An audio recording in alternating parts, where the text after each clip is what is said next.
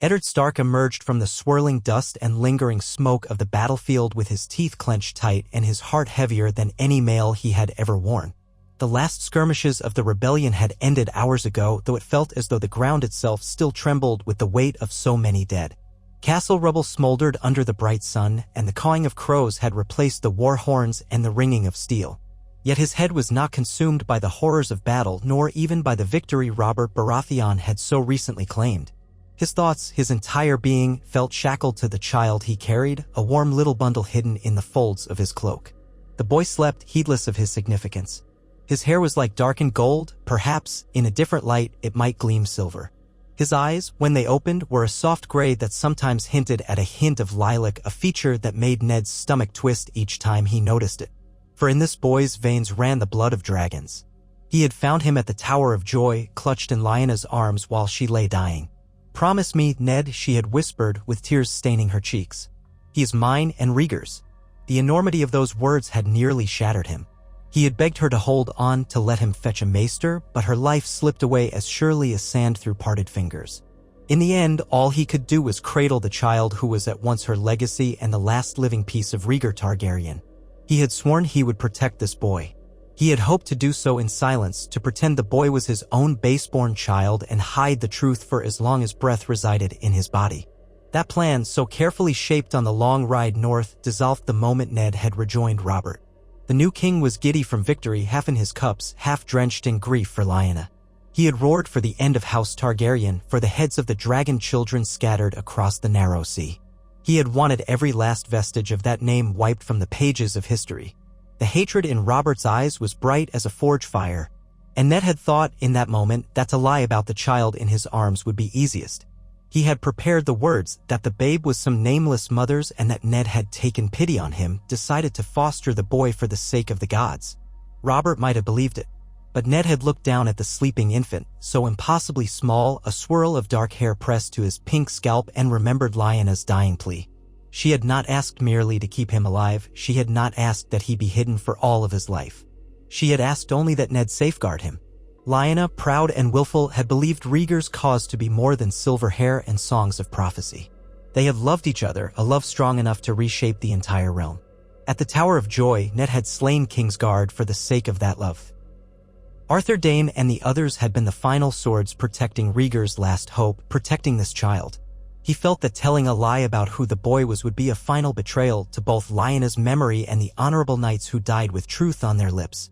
And so he resolved, in a moment of solemn clarity that made his blood run cold, that he would not hide this truth from Robert.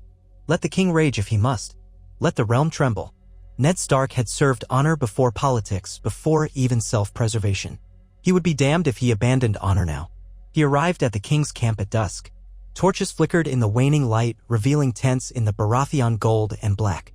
The banners, once bright in color, were flecked with mud and blood, little trophies from the fierce battles waged. Soldiers stumbled about, celebrating or mourning. The air smelled thickly of sweat, wine, and ashes.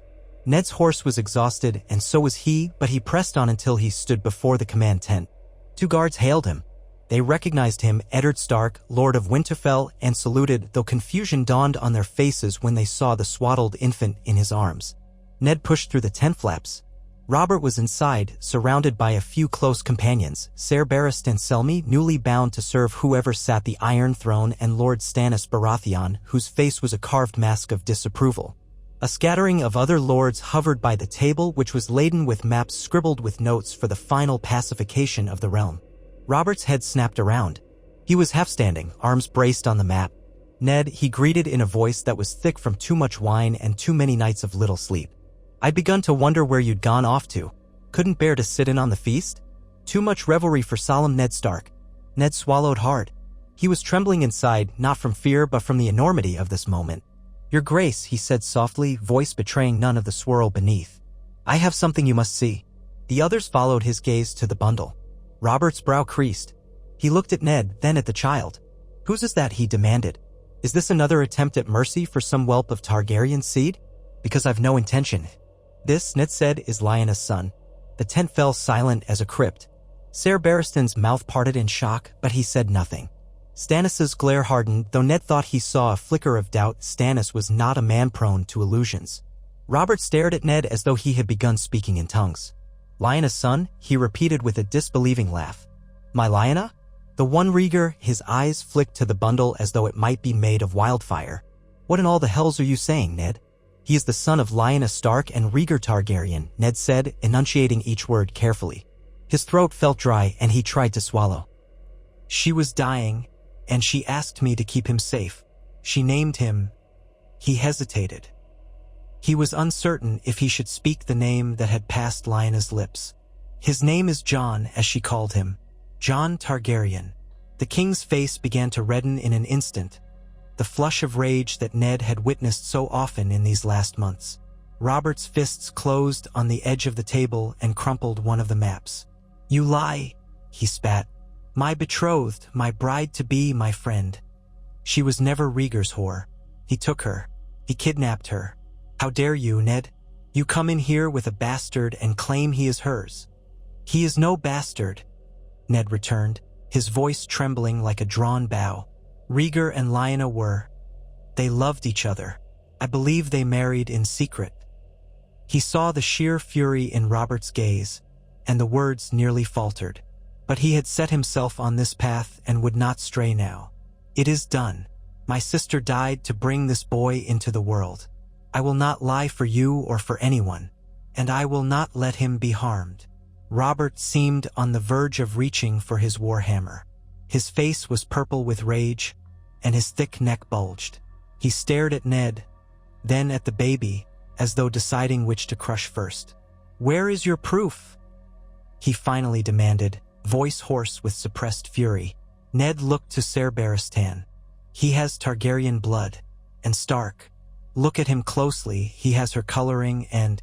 Robert, we all know how Rhaegar looked. The shape of his eyes, his hair. The child has some sign of it. It was a weak thing to offer as evidence, but what else was there? The very mention of Rhaegar's name seemed to drive Robert into madness. Yet Ned pressed on. My sister's last words were the only proof I needed. In life, I never knew her to lie. She is gone, and I carry her final wish. To see this child survive, recognized and protected. Robert turned away as though he could not bear the sight of the babe. He was silent for a long time. The men in the tent looked to one another anxiously. Lord Stannis cleared his throat. If this child truly is Rhaegar's, then he might have a claim to the throne, he said, voice stiff and formal.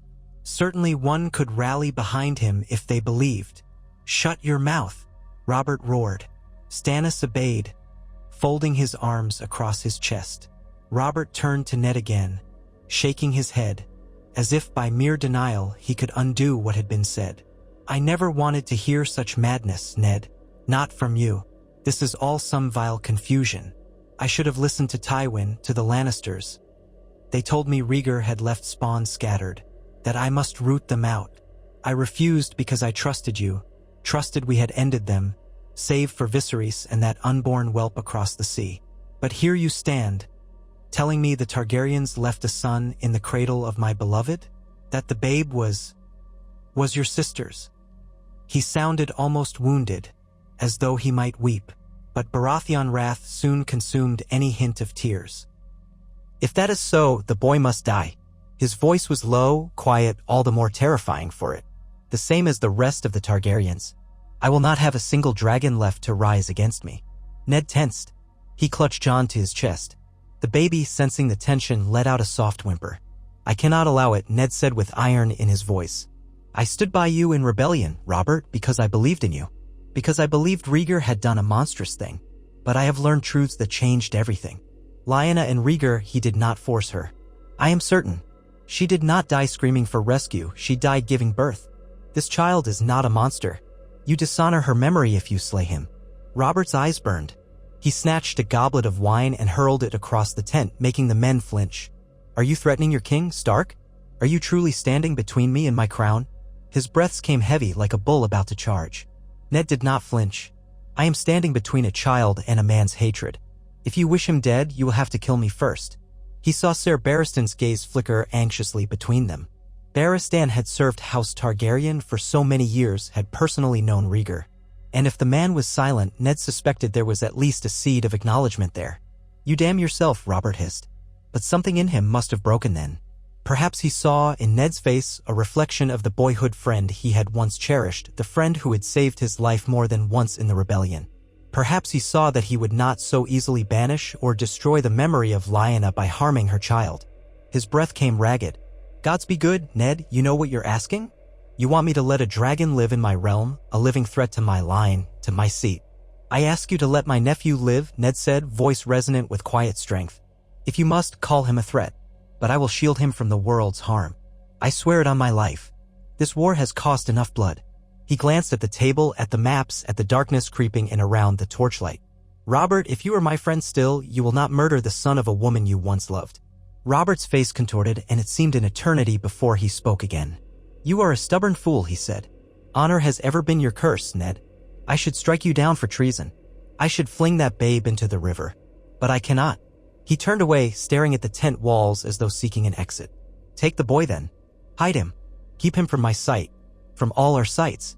If there is the faintest whisper of rebellion or Targaryen restoration, I will not hesitate again.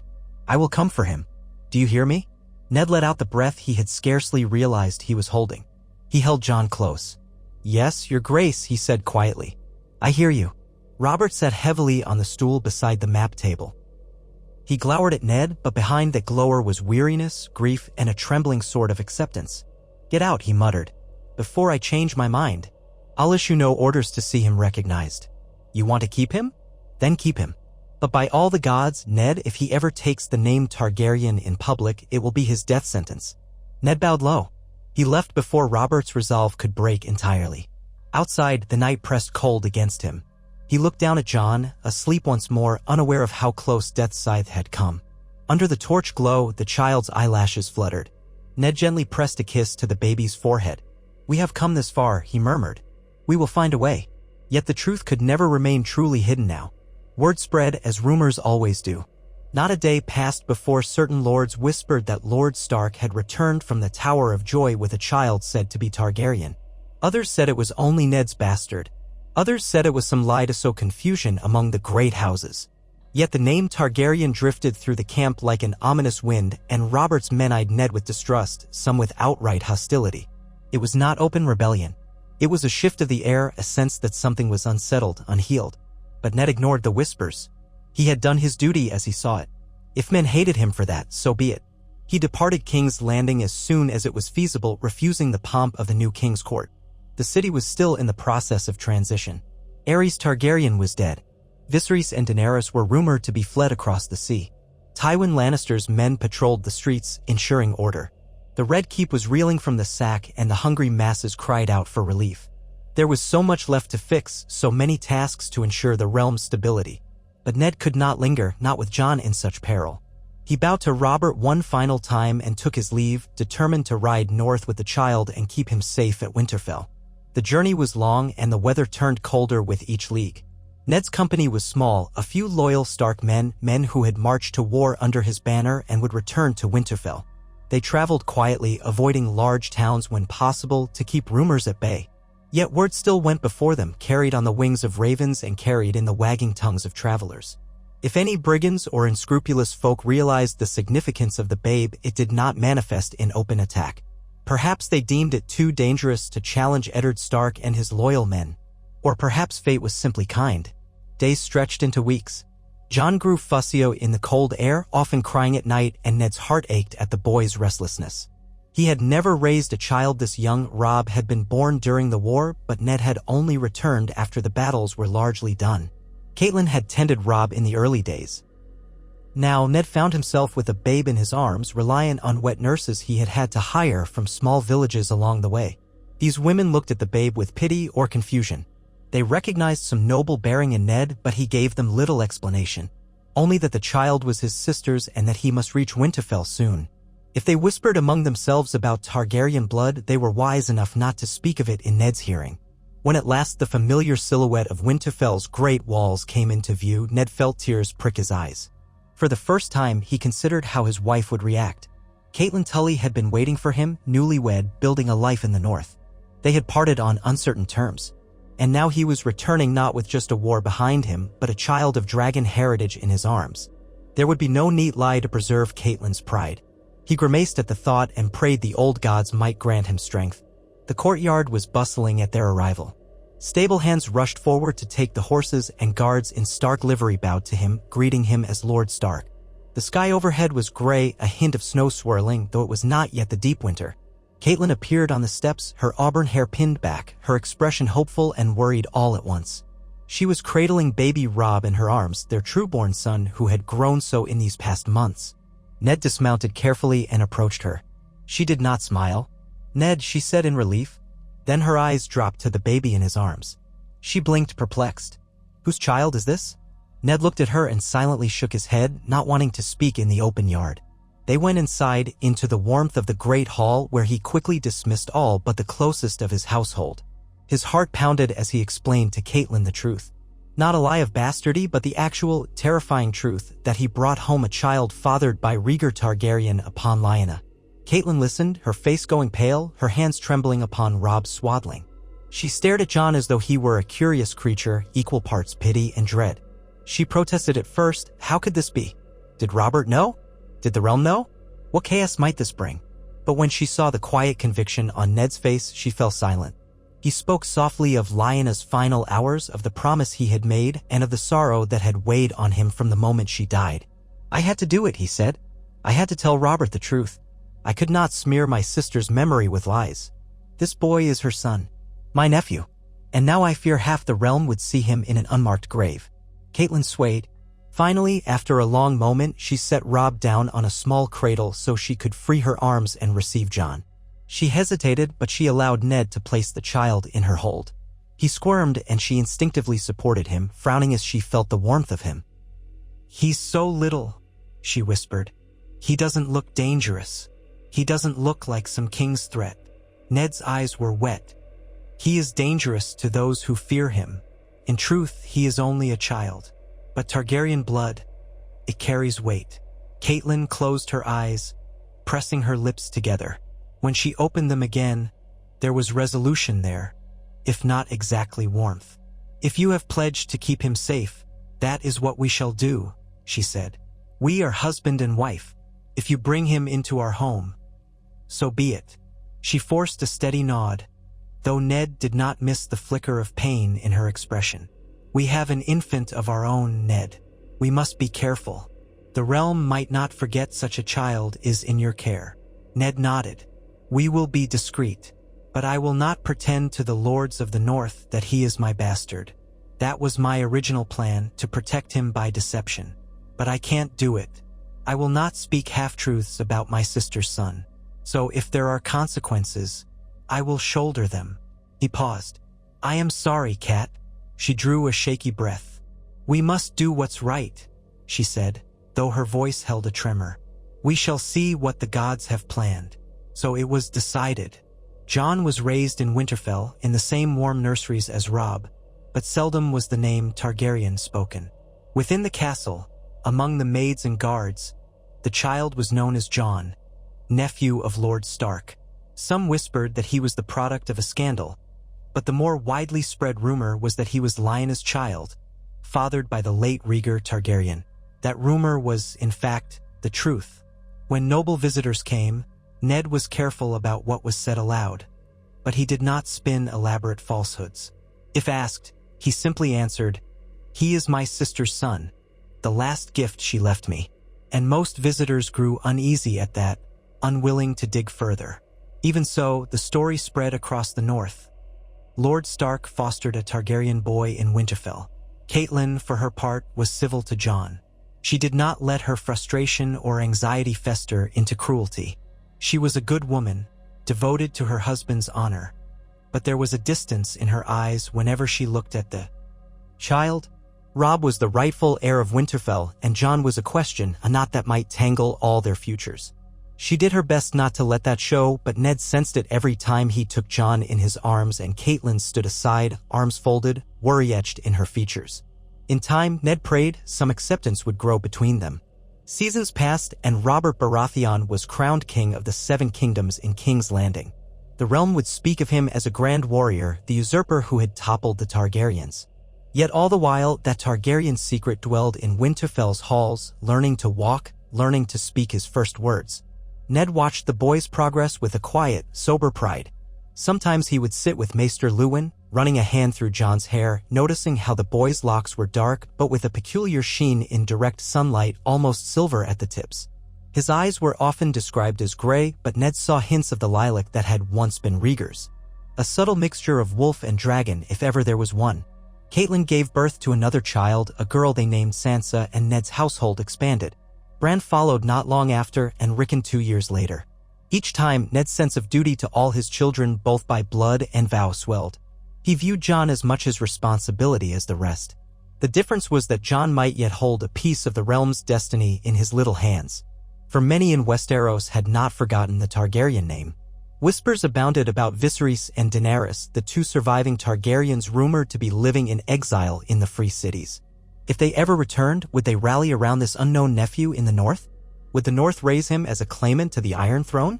No one knew for certain.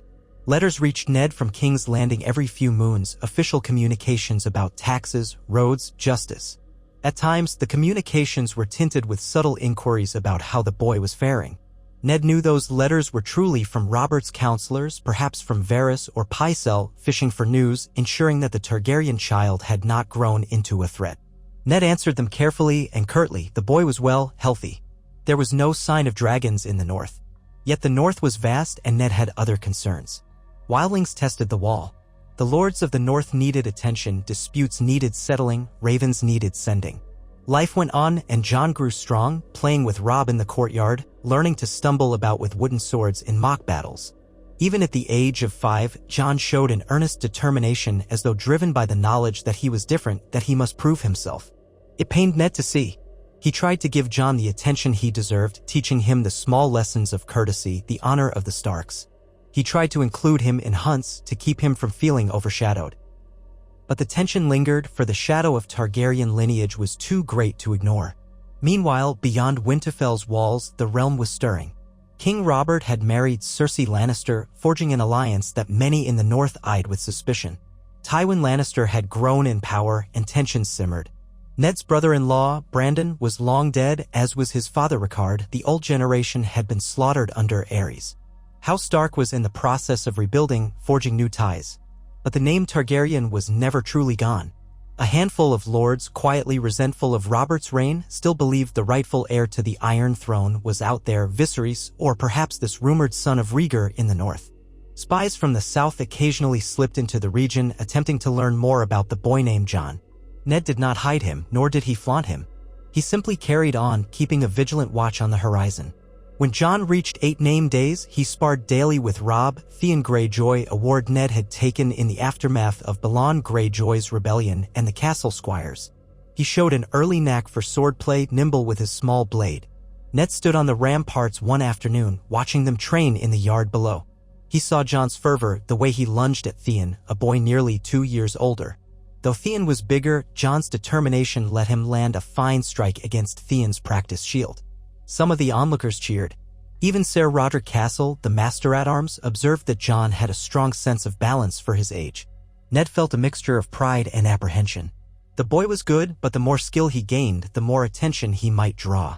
Already, the castle staff sometimes joked, never within Catelyn's earshot, that there was dragon's fire in that one. Jon's eyes had a quiet intensity, a hunger for acceptance. Did he sense that many lords beyond Winterfell's walls would sooner kill him than follow him? Ned found Jon alone one evening in the Godwood, kneeling before the heart tree. Snow was drifting around them and the red leaves seemed to glow in the twilight. Jon was shivering slightly, though he tried to hide it. When he noticed Ned approach, he stood. "Lord Stark," he said, voice polite. Yet Ned heard the unspoken question, was he not to call him uncle? The boy had been taught to address him with formality in public, for the sake of appearances. But they were alone now. "Jon," Ned greeted softly. He took off his cloak and wrapped it around the boy's shoulders. The lad's cheeks were flushed from the cold. He waited, unsure of what to say. In time, Jon spoke, his tone halting. "Ser Roderick says I did well in the yard," he said. "But when I struck Theon, Robb was angry. He thought I was being reckless." Ned nodded. "Robb is your cousin, and he's not accustomed to seeing you best him. There will be rivalries, but never let them fester into real strife." He paused. "You have skill, Jon." Be proud of it. Jon looked at the carved face in the weirwood. Am I truly a Targaryen? He asked at length, voice barely above a whisper. Some of the men say so behind my back. Some call me Dragon Pup. Ned felt a tightness in his chest. They had never hidden the broad truth from Jon, but they had not exactly spelled it out. You are my sister's son, Ned said slowly, and she loved the Prince of Dragonstone. That makes you half Stark, half Targaryen. Do not let anyone's words define you. Do you understand? Jon blinked, as though he wanted to ask more, but all he managed was, Does King Robert know? Ned's expression darkened. He knows. He tolerates it, he said carefully. But you must understand. Robert does not love the Targaryen name. He fought a war to destroy them. That war cost our family much, and it cost him the woman he loved. There is a bitterness in his heart. It may never leave. Jon's shoulders tensed, as if the cloak felt too heavy. He would kill me if he could? It was not quite a question. The boy's voice was too calm for an 8-year-old. It sounded as though he had weighed such matters far too often in silent corners. Ned had no wish to lie. He would if he felt threatened, he admitted. That is why you must never give him cause. As far as the realm is concerned, you are my sister's child. You live here in the north, you harm no one, you raise no banners. And so Robert chooses to overlook your existence. If that changes, he may not be so inclined. Jon nodded slowly. The sadness in his eyes struck Ned deeply. It was as though he saw the path laid out before him. His life overshadowed by a secret legacy, forced to be cautious, to be invisible in ways. I understand, he whispered. Then he offered a small, determined nod, as though swearing an oath to himself. I'll be no threat to King Robert. I only want to do my duty here in Winterfell. Ned put a hand on the boy's shoulder. That is all that I can ask. But remember, you do have a place, Jon. You are family. You have me, you have your cousins. You are Stark in half your blood, as proud as any of us. Jon closed his eyes, taking that in. Then he looked again at the weirwood face, the old gods bearing witness to all. Snow continued to fall around them in hushed drifts. I will try, Jon said softly. He still sounded uncertain, but there was steel beneath the doubt. Time slipped by, measured in the changing seasons. The small folk outside Winterfell gradually accepted that the Lord's nephew was an unusual child, but not one who threatened their livelihoods. Jon grew older alongside Robb, Sansa, Arya, Bran, and Rickon, each child forging unique bonds within the pack. Arya, spirited and stubborn, grew close to Jon for his gentleness and for the sense that he, too, lived somewhat on the outside. Sansa was more reserved, taking after her mother in courtesy and southern elegance. Bran was a curious boy, climbing walls before he could barely walk. Rickon was too young yet to have formed strong impressions beyond a baby's wide-eyed wonder. Ned found Jon devoting himself fully to any lesson or task, trying always to excel as though by perfection he might justify his very presence. Maester Luwin taught him letters and numbers. He became proficient quickly. Ser Roderick drilled him in swordsmanship. Jon practiced day and night. Ned both admired and pitied the boy's fervor. He tried to show fatherly affection, but there was always an unspoken barrier. Jon never called him father, only Uncle Ned if they were in private, or Lord Stark in public. And Ned believed that was best for the sake of stability. Yet in his heart he ached to embrace him as a son. He feared it might only inflame the rumors that already brewed in the south. When Jon reached 12, a new letter arrived summoning Ned to King's Landing to serve as Hand of the King. The previous hand, Jon Arryn, had died under suspicious circumstances, prompting Robert to turn to Ned, his oldest friend. The Raven's message was direct. Robert demanded Ned's presence in the capital to help govern the realm. Ned saw Catelyn's dismay. Taking the position would mean uprooting their family, or at least taking some of them to that hornet's nest. The capital was riddled with Lannister influences, cunning courtiers, and watchers who might relish the chance to exploit Jon's heritage. Yet refusing the king was not an option easily embraced. The letter had a certain desperation, as though Robert himself was half begging Ned to come and help him quell the chaos in the royal court. Ned spoke with Catelyn at length. I must go, he said. Duty demands it. Perhaps I'll bring Sansa and Arya. They might learn the ways of the South, get betrothed to suitable lords. Robb is heir to Winterfell, he should remain here. Bran as well. But what of Jon? Catelyn's eyes flickered. If you bring Jon to King's Landing, every vulture in that city will be salivating for a chance to exploit his name. Robert, or worse, the Lannisters, might decide his presence is a provocation. Ned nodded grimly. If I leave him here, that might be better. But it also leaves him in your care, or in the care of Maester Luwin, while I am away. Is that truly the best path? I do not want to burden you, Cat. She pursed her lips, an old tension in her eyes. If you trust me, she said, I will raise him as part of our household, as we have done. I might not love him as my own, but I will keep him safe. I swore to you once before. Ned exhaled. Thank you. He put a hand over hers. He deserves to be among his kin. He is innocent in all this. Catelyn's voice was gentler than he expected. I know. I see how Arya dotes on him, how Bran looks up to him. He has a place here, Ned. I wish it did not have to be so complicated. But I will do what I must. Thus, the decision was made. Ned departed for King's Landing with Sansa and Arya, leaving Robb, Bran, Rickon, and Jon in Winterfell. The parting was difficult for Jon, who stood at the gates with the rest of the family to bid farewell. Ned embraced him in full view of all. Some onlookers murmured that Lord Stark showed unusual affection for his nephew. Ned did not care. Let them whisper. He had no illusions that King's Landing would be safe for the boy. Better to keep him in the north, far from the pit of intrigues and the watchful eyes of the Iron Throne. If Robert demanded it, Ned would say Jon was needed in Winterfell. And if Robert objected too strongly, well, that was a problem for another day.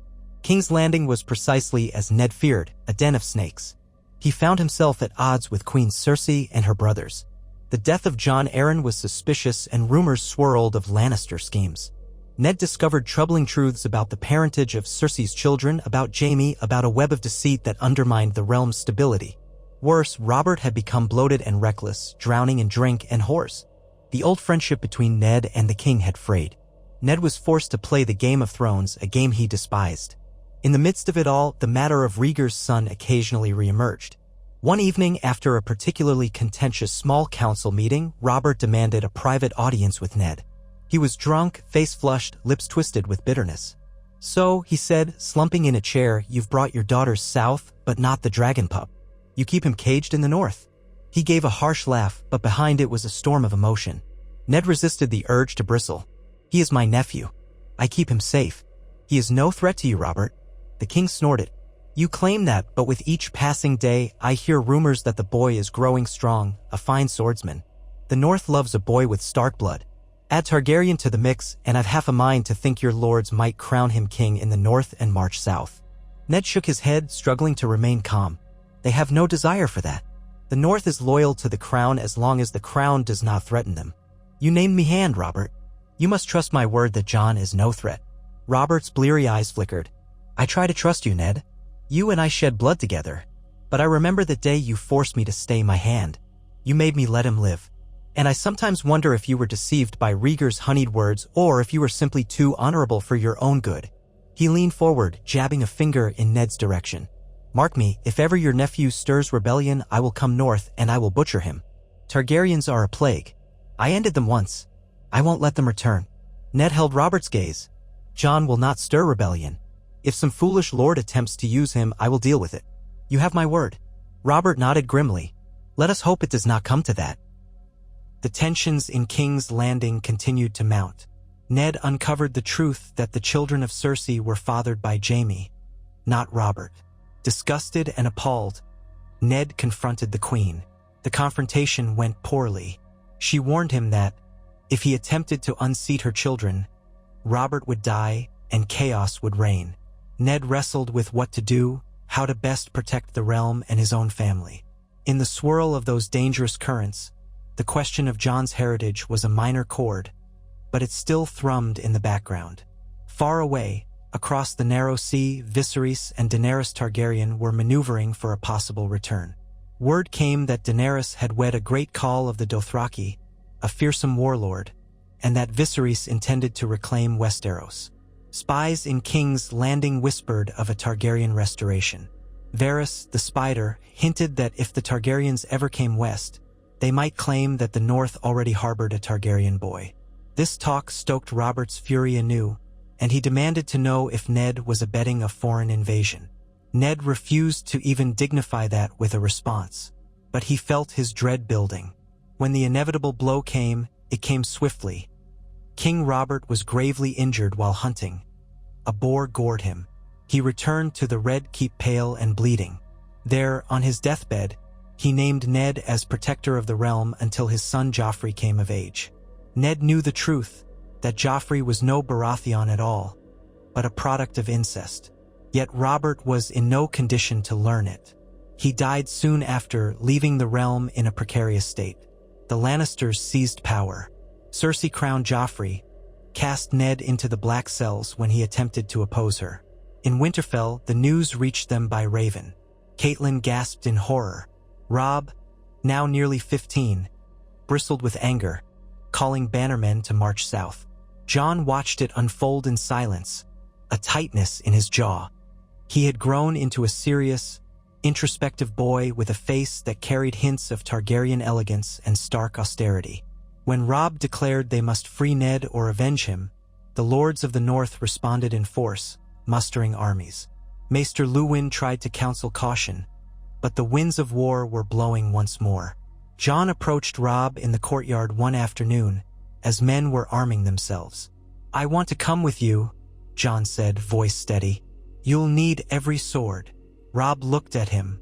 Once, Robb had been the taller of the two, but Jon had grown lean and strong, matching Robb in height.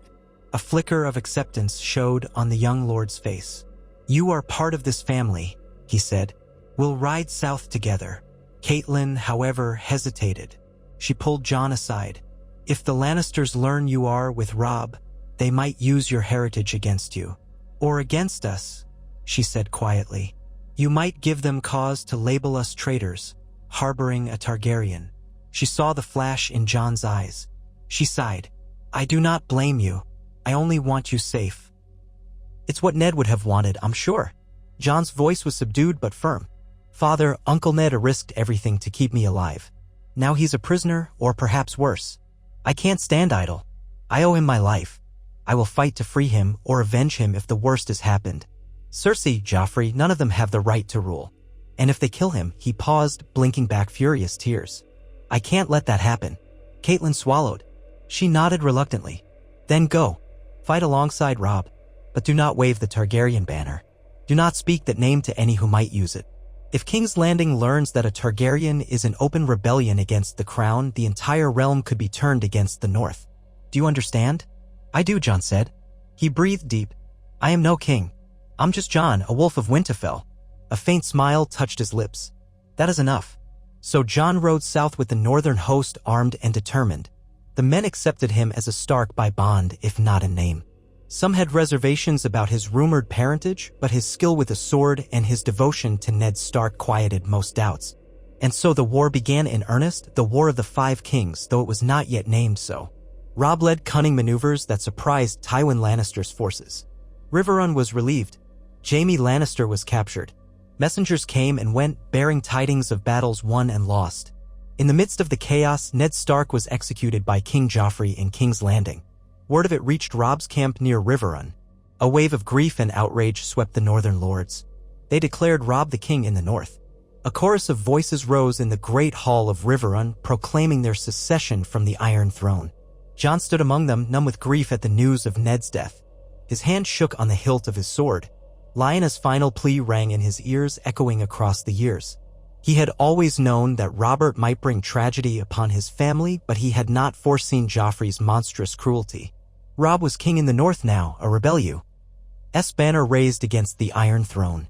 And Jon Targaryen, though he seldom dared speak that name aloud, stood at his side, longing for justice. Then a question arose among the lords in whispered corners. If Robb was king in the north, what place did Jon hold? He was not a true-born son of Eddard Stark, yet he bore Stark blood through Lyanna. Some said that by strict tradition he had no claim to Winterfell. Others pointed out that if they were in open rebellion, they might make their own rules. Yet neither Robb nor Jon pressed the matter. They were brothers in arms, if not by birth. That bond was enough for now. Jon bent the knee to King Robb, pledging fealty as any loyal bannerman would. It was a gesture that made the lords nod in approval and allayed fears of a Targaryen overshadowing a Stark. But beyond the northern camp, the realm churned with rumor. Word of Ned Stark's open acknowledgement of Rhaegar's child was no longer just a whisper. Now the boy was grown, fighting alongside the northern host against Joffrey Baratheon. Some insisted that if Robb's rebellion succeeded, Jon Targaryen might be placed on the Iron Throne as a compromise candidate, uniting Starks and Targaryens. Others spat in disgust at the notion. In the Red Keep, Cersei heard these rumors and grew fearful, for the Targaryen name had the power to sway certain lords who despised the Lannisters. She conspired with Tywin to capture or kill Jon, if possible, or at least discredit him as a warmonger. Thus the war continued with brutal momentum. Jon fought in key skirmishes, proving himself valiant but not invincible. He earned cuts and bruises, but also a reputation for honor. Men whispered that he had his uncle's calm command in battle, reminiscent of Ned Stark's steadfast nature, combined with an almost relentless drive that some attributed to Targaryen passion.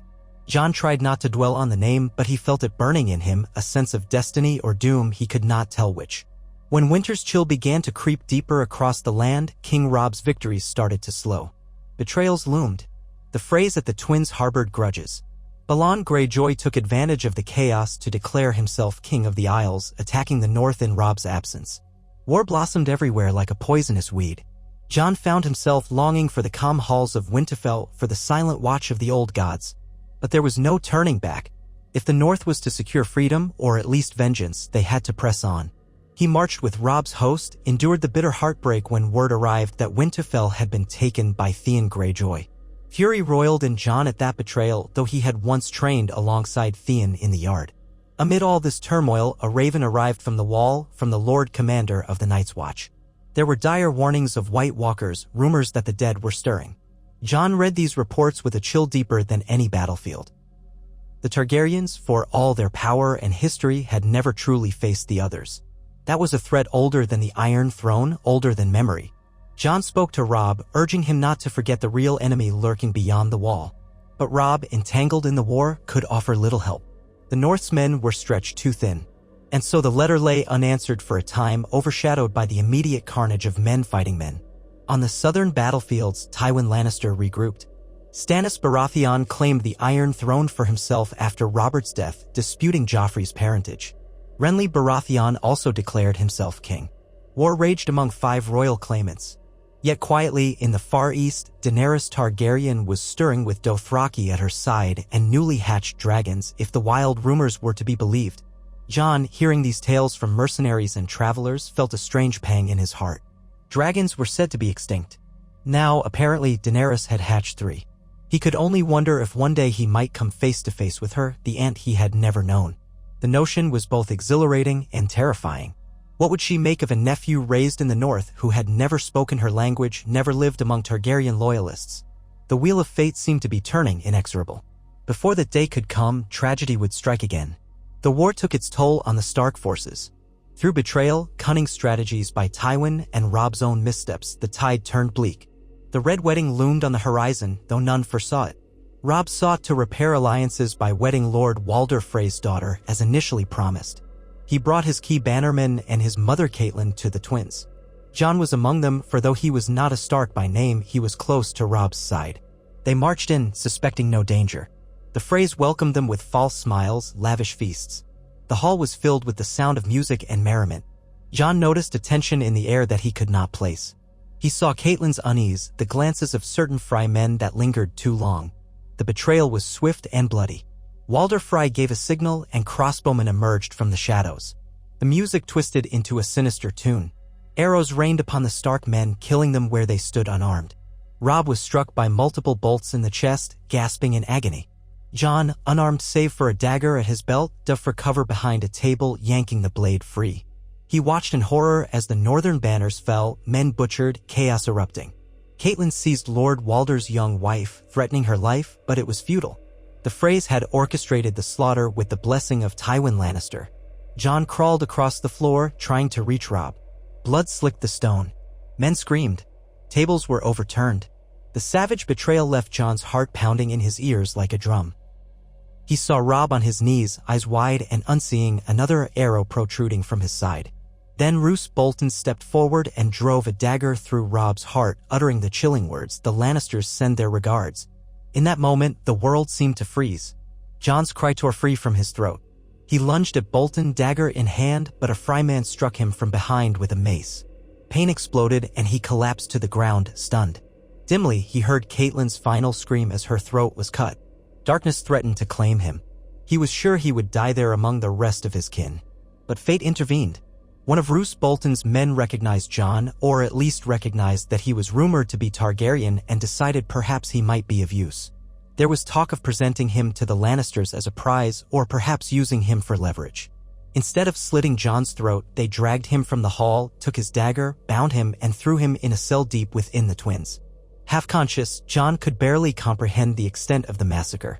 Robb Stark lay dead, the Northern army decapitated. The king in the north was gone. Catelyn Stark was gone. The phrase had delivered a fatal blow to the cause of the Starks.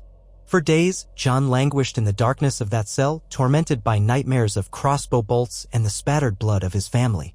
His body ached, and he drifted in and out of feverish dreams. They fed him enough to keep him alive, perhaps so Lord Walder could show him off to Tywin Lannister. Or maybe Roose Bolton had his own plans. At last, the cell door creaked open.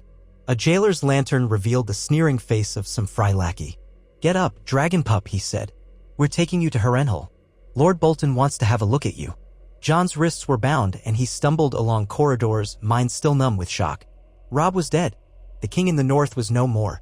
The dream of a free north had collapsed in betrayal. Their loyal men were either slaughtered or scattered. Winter was closing in, the realm was at war, and Jon was a captive. The Targaryen boy who had tried only to be a Stark. As he was hauled outside, rain pelted his face. Thunder boomed in the distance as though the gods themselves raged. In that moment, Jon found a shred of resolve. He was in chains, battered, but not broken. He was not merely a boy. He was Eddard Stark's nephew, half-wolf, half-dragon, and he would fight to survive, no matter who held him prisoner. The realm had forced him to choose caution, to hide his name, but that caution had not saved his family from treachery. The vow he had made in the God would still burn in his heart, to uphold Ned Stark's honor, to protect what remained of their house. He might be alone now, might be used as a pawn in the games of the powerful. Yet he would not yield. If he ever found a chance to avenge Robb, to keep the North safe, he would seize it. For Lyanna. For Ned. For all the innocent blood spilled on these cursed battlefields. Thus began the next twisting chapter of Jon's life. A path strewn with loss, but also with the faint glimmer of hope that somewhere beyond the horizon, destiny still awaited him. For across the sea, Daenerys Targaryen marched with dragons. At the wall, the ancient darkness stirred, and in the hush of the storm, half-forgotten truths stirred in Jon's soul. He was the son of ice and fire, a walking paradox who carried the blood of winter wolves and scorching dragons. The realm would tremble if ever he found the strength and the will to claim both halves of his birthright. For now, though he was a prisoner, battered by war, holding on to life by a thread of raw determination, he would endure, he would remember, and when the moment came, he would rise to face whatever fate had in store. For if the world insisted on calling him a Targaryen threat, he would prove to them all the meaning of that name. They bound his wrists tight and tied his ankles so he could barely stand. Rain lashed Jon's cheeks, mingling with the dried blood clinging to his hair, and every jolt of the horse made him choke on the ache in his ribs. The mace blow he had taken at the Red Wedding still throbbed with every breath, and he tasted the tang of iron whenever he coughed. The fry men who escorted him wore sneers and carried their crossbows slung over their backs, as though expecting him to vanish if they did not keep him constantly in sight. Lightning split the sky, illuminating the silhouettes of mounted riders, twisted old trees, and the swollen river they followed. Their road was muddy, full of sucking puddles, yet they set a punishing pace. 2 days had passed since the slaughter at the Twins, since Robb Stark, Jon's brother in heart if not in name, had knelt in a pool of his own blood with arrows jutting from his chest. 2 days since Catelyn Stark's final scream tore through the banquet hall, cut short by Fry steel. And in those 2 days, Jon had barely slept, barely eaten more than a few stale crusts, and had been permitted only sips of water. He clung to consciousness with a near-feverish grip. Every time his eyelids fluttered, he saw the scattered dead of the north, pale faces gawking sightlessly across trampled floors. He saw Roose Bolton's dagger find Robb's heart. He heard that soft, smug voice echo in his mind. The Lannisters send their regards. He was half faint when they arrived at Harrenhal, the black fortress looming on the horizon like the bones of a rotted beast. The great towers were cracked and melted, tortured long ago by dragonfire. It seemed an ill-omened place to bring a boy half Targaryen, though perhaps that was the point. House Targaryen had once reduced this fortress to slag in the conquest, yet now it stood as a monstrous ruin in the hands of traitors and turncloaks. Jon felt a dread so deep it numbed him. The gates yawned open, and inside, the courtyard sprawled around a chaotic cluster of tents and wagons. Armed men in leathers and boiled mail eyed the Frey riders with bored contempt, a far cry from Robb's loyal northern retinue. Most banners were black or pink Bolton men. Jon spotted the flayed man of House Bolton hanging on one rampart. He shuddered. They hauled him off the horse. He nearly collapsed, but the guards yanked him upright by the hair, forcing him to stand as best he could on trembling legs. One crossbowman spat in the mud. "Lord Bolton'll want him in the Great Hall," he said. "He's half dead as is. Best not keep him waiting." They shoved Jon forward. Torchlight flickered off cold stone as they guided him inside. The smell of mold, old ash, and wet dog pervaded the corridors. Harrenhal's scale dwarfed all but the Red Keep or Winterfell, yet it felt hollow, like a skull that had been picked clean. The group led him to a cavernous hall. Rows of benches stood empty, as if waiting for a feast. The walls soared upward, pockmarked by the melted shapes left by dragonfire centuries ago. At the far end rose a dais with a high seat. There, in the watery glow of candelabras, sat Roose Bolton. He was flanked by a few men in Bolton livery, along with several darkly dressed figures who might have been sellswords or sworn swords of lesser houses. Bolton himself looked almost prim, an austere man with unsettling pale eyes and a calm half-smile that never reached them. He gestured for his guards to bring Jon closer. Bolton wore no armor, only a muted doublet and cloak pinned with the sigil of House Bolton. He seemed more like a merchant at table than a lord fresh from orchestrating one of the most infamous betrayals in Westerosi history. Still, Jon's heart hammered at the sight of him. He remembered how Bolton had dispatched Robb Stark like a butcher killing a hog. The memory made his skin burn with a hate that almost overcame his terror. Bolton regarded Jon in silence, his gaze skimming over the boy's bruised face, the dried blood on his hair, the rope cutting into his wrists. Finally, the lord steepled his fingers. "So you still live," he said in his quiet, precise voice. "That's good. I prefer my captives able to walk and talk." Jon said nothing. His mouth felt as if it were filled with ash, and he would not debase himself by pleading. The air in the hall seemed too still, as though waiting for some unspeakable drama to unfold. Bolton beckoned with a hand. One of his men stepped forward and seized Jon's left arm, dragging him nearer to the dais. The rope at his wrists bit into raw flesh. "You're said to be Ned Stark's nephew," Bolton continued calmly. "But of Targaryen blood. Is that so?" Jon's eyes flickered up. He could not speak around the knot of bitterness in his throat, so he forced out one hoarse word. "Yes." A corner of Bolton's mouth twitched. "Yes, indeed. Rhaegar Targaryens get, born of Lyanna Stark." A strange confusion of lines. "Yet the rumors have circulated for years, haven't they? Your dear Uncle Ned did not want it hidden after the rebellion." An intriguing choice on his part. He spoke as if chatting about the weather, bored and mildly curious. "And now look at you, one of the last living traces of either House Targaryen or House Stark that might matter. The king in the north is dead, his mother dead, most of his bannermen scattered or put to the sword. You remain, a trifling but potentially useful piece." Jon met that cold gaze. Everything in him seethed. "You murdered King Robb. You betrayed your liege lord." He spat, voice trembling. "You spit on the honor of the North." "Honor," Bolton echoed softly, inclining his head as though considering the word. "I suppose you might see it that way. King Robb was young and reckless. He lost more battles off the field than on. The Lannisters are formidable, and I do not mean to die for a lost cause. After all, was it not your Uncle Ned's sense of honor that put his head on a spike in King's Landing?" The Lord shrugged. "I prefer living, and now I find myself Warden of the North, granted by Lord Tywin Lannister himself. A fair exchange, all things considered." The man behind Jon dug a hand into Jon's shoulder so hard he nearly gasped. Bolton's pale eyes never wavered. "I might deliver you straight to King's Landing," he said with chilling composure. "I doubt they would be kind." given your father's name. Cersei Lannister especially hates the Targaryens, almost as much as King Robert did. But Tywin is cunning. He might see value in parading you as some living trophy, or he might prefer to snuff out your existence in secret. So many possibilities. Jon's wrists strained against the rope. Then end it, he said through clenched teeth. If that's what you want, do it now. Bolton's reply came in a voice thin as a razor. I have not finished deciding what I want. The phrase delivered you to me in hopes of currying favor, but I do not always do the expected. I might find you more valuable alive, especially if the North tries to rally behind you. Let them gather in your name.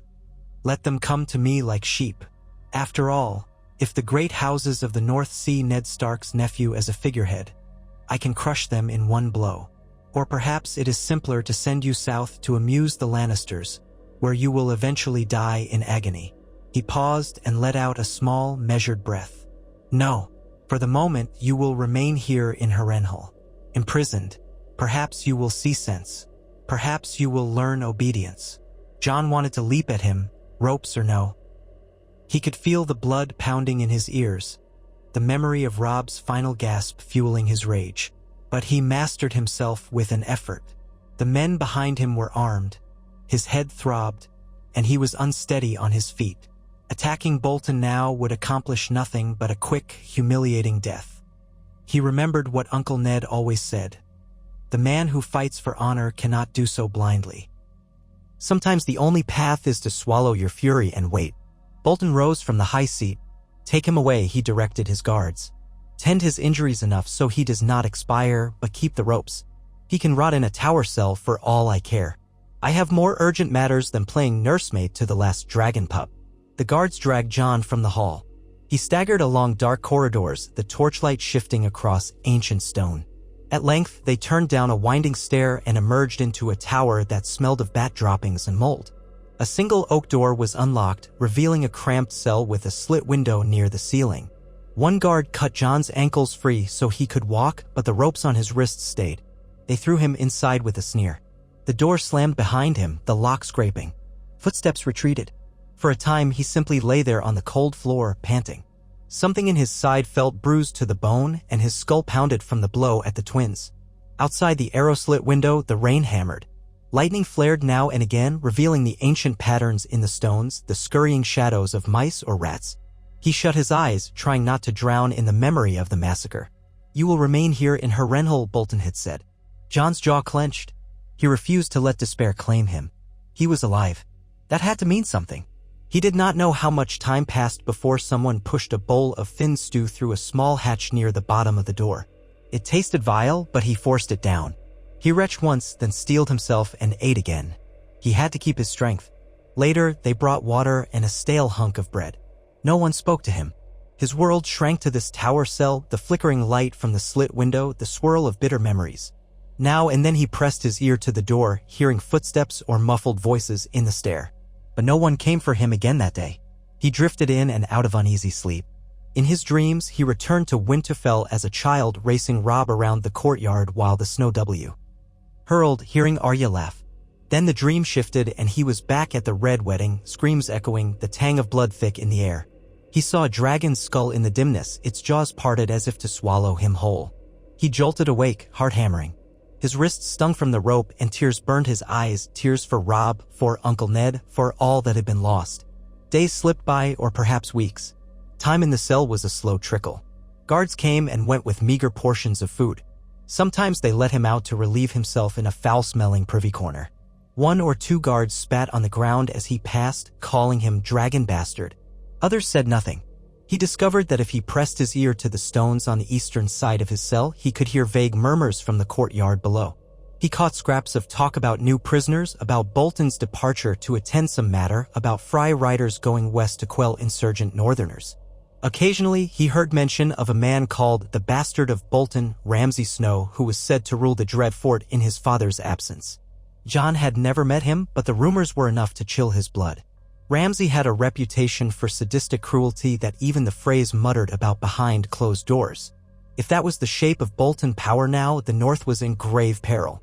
He lost track of how long he endured in that dismal tower. On one rainy morning, he only knew it was morning because faint gray light seeped in. His door opened. A guard he recognized as one of Roose Bolton's personal men stepped in with a length of chain. "On your feet," the man barked. Jon stood, heart-lurching. He was filthy, his clothes stained with sweat and grime, his hair matted with dried blood. His wrists were rubbed raw. The guard chained his wrists together, loosening the rope for the first time in many days. Jon hissed at the sudden prickling in his arms as circulation returned. Then, with a shove, the guard ushered him out onto the stair. In the courtyard, the sky was leaden with cloud and the air felt damp. Harrenhal's melted towers hunched like broken teeth. Bolton was nowhere to be seen, but a different figure stood by a brazier, tall, thin, with greasy hair falling to his shoulders and a face that seemed almost too pale. This had to be Hote or one of the other Cell's words who sometimes served in these parts. Jon remembered hearing rumors that Harrenhal had once been in the hands of the brave companions, men who reveled in cruelty. But the man's surcoat bore the flayed man of House Bolton, so perhaps he was a sworn retainer. Near him, a handful of watchers in Bolton livery gathered, hands on weapons. "Lord Bolton rides for the north this very day," the man said, stepping forward. He looked Jon up and down with an oily smirk. "He left instructions to keep you safe, more or less. You are to remain at Harrenhal under our watch. Should you attempt escape? Well, let us simply say the dungeons will become your new home, and we are quite practiced in making men scream there." Jon stared back, refusing to cower. "I won't try to run," he said. He had no illusions. Fleeing Harrenhal alone would be near impossible, especially with half a realm's worth of men at war. He had to bide his time. The pale man raised a brow. "So docile already? There's no fight left in you? A pity. I do like it when they squirm." He laughed, revealing teeth stained by some vile root. "But as you wish. You'll be taken to a more suitable chamber for Lord Bolton's prized captive. A place with a door that locks from outside, of course." Jon said nothing. The watchers parted to let him pass. He was led by chain to a different tower where the guard unlocked a small but less wretched room. It had an actual bed and a narrow window that opened onto a view of Harrenhal's outer curtain wall. The stench of mold was not as overwhelming here, though the room was chilly. Once inside, the guard unhooked his wrists from the chain, leaving only a new set of manacles joined by a short length of iron. Enough to keep him from climbing, but better than the cords that had cut into his flesh day and night. Bathed, fed, the pale man commanded a servant woman lurking in the hall. "No need to waste away, Targaryen. Lord Bolton's orders." Jon's eyes flicked to the woman. She was thin and silent, perhaps a village captive conscripted into Harrenhal service. She bobbed her head and hurried off. A strange hush settled over the corridor. Then the watchers withdrew, locking him in. He studied the chamber.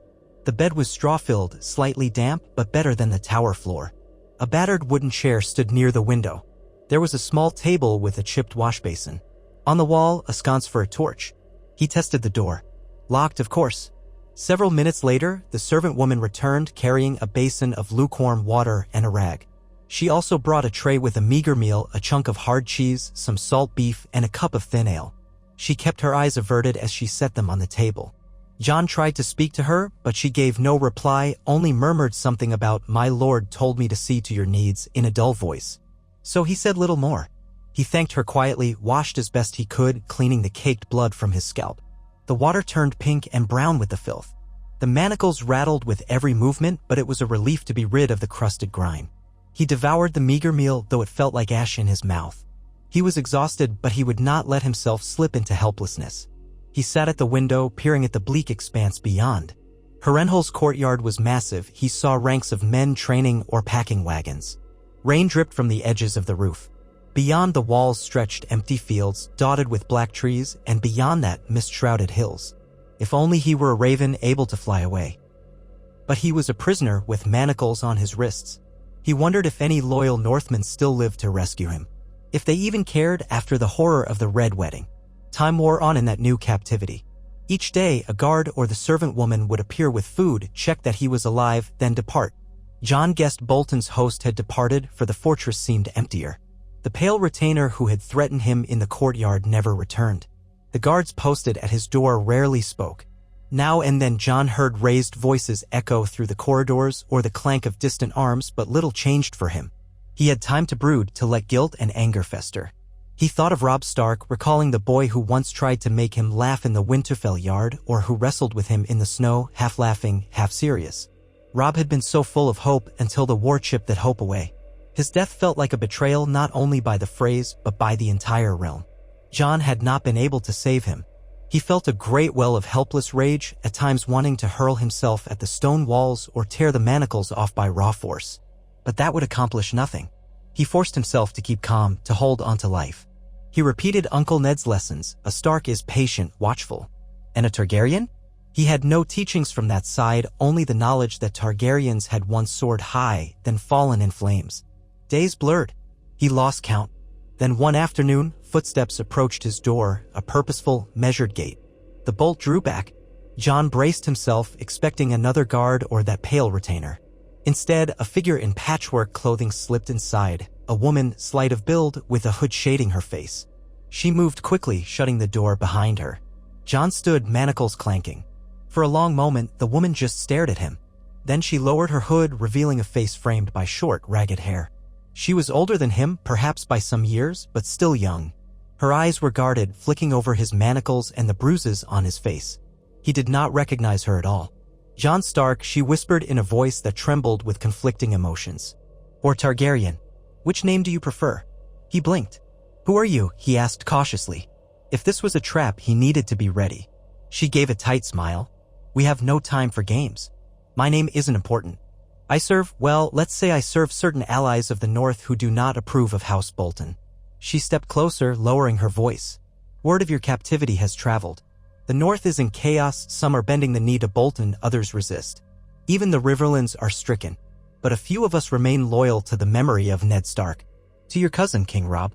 She paused as though weighing her next words. "We heard rumor that you were taken alive at the Twins. They said you were half Targaryen, half Stark, an odd trophy that Roose Bolton meant to keep. We want to free you." Jon's heartbeat quickened. He studied her. She was wiry, with old scars on her knuckles, and moved like someone used to slipping in shadows. Could this be a rescue or a new snare? He wanted to believe she was genuine. "How?" he asked. "Bolton's men guard the gates. I'm in manacles. They watch me constantly." She glanced at the door. "At night, the watch is thinner. A group of us are in the fortress disguised as stable hands, scullions, sellswards. We've prepared a way through the postern gate, if we can get you out of the tower.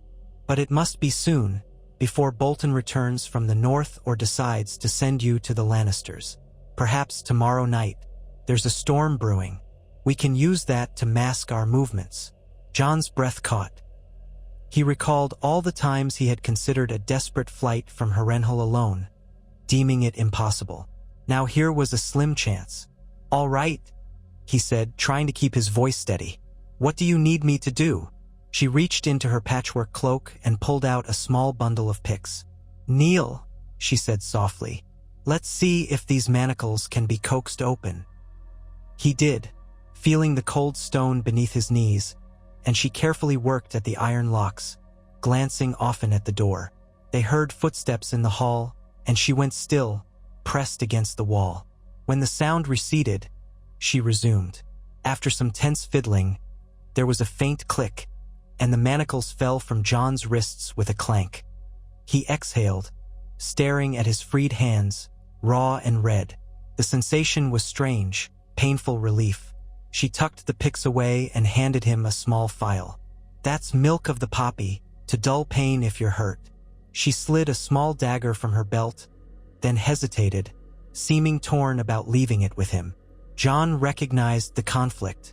If she gave him a weapon, and he was discovered, it could raise suspicion about how he obtained it. "Better if I have at least a blade," he said quietly. "I won't brandish it unless I must." She nodded and pressed the hilt into his palm. "Keep it hidden. We'll come for you on the morrow's eve, near midnight. Listen for a single knock at your door. If someone else enters first, you'll know something's gone wrong. Pray it doesn't. We must vanish swiftly. Harrenhal is too large for us to fight our way out." He curled his fingers around the dagger. Its worn grip felt like a lifeline. "Thank you," he murmured. "Tell me your name, please." She gave a tiny shrug, eyes darting to the door. "Call me Red," she said. "The hair used to be brighter." She gave a final glance, then slipped away. The door shut, the bolt slid back into place. Jon stood there, manacles on the floor, heart pounding. Was he dreaming? Had he conjured a phantom from desperation? No, the dull ache in his wrists proved this was real. He rubbed them gently. The dagger in his hand was short, but the steel was sharp. Hope fluttered in his chest, tempered by worry. If something went awry, he would likely pay with his life. That night, he barely slept, too wound up, going over the plan. He had no illusions that freedom would be easy.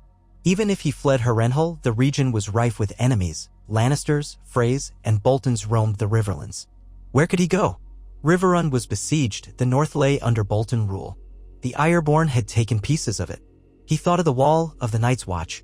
Uncle Ned had once spoken of that Black Brotherhood's vow to protect all the realm, free of politics and blood feuds. Could that be a refuge?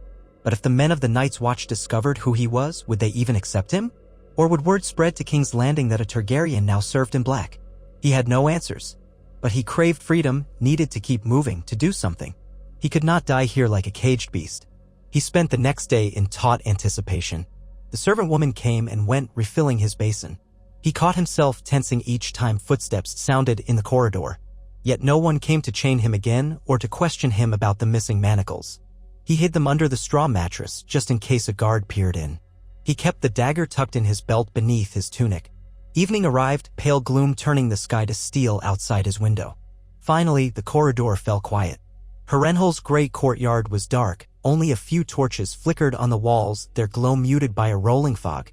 Jon pressed his ear to the door, listening. A hush. Then, at last, a single soft rap sounded from the other side. His heart lurched with mingled fear and excitement. He eased the door open. Red stood there in plain clothes, carrying a hooded lantern with its shutters nearly closed. Behind her lurked two men, also dressed in the shabby garments of servants or stable hands. Each had a knife at his hip. Red motioned for him to follow, her gaze sharp. Jon padded into the corridor, boots scuffing the old stone. One of the men gave him a nod. All's clear so far, Red whispered.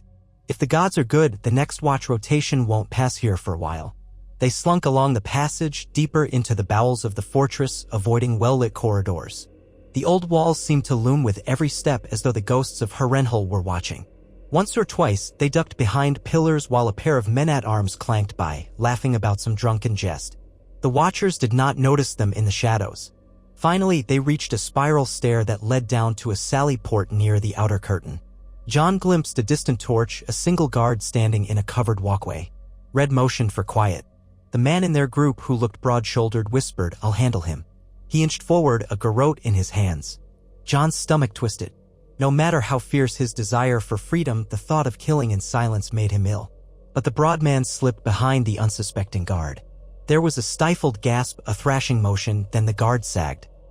Red urged Jon forward urgently. They passed the fresh body slumped on the stones. Jon did not look at the face. Two of the conspirators pushed open the old postern gate, which squealed softly. Outside lay a wooden walkway descending into the gloom. Fog drifted off the nearby lake that lapped at Harrenhal's walls.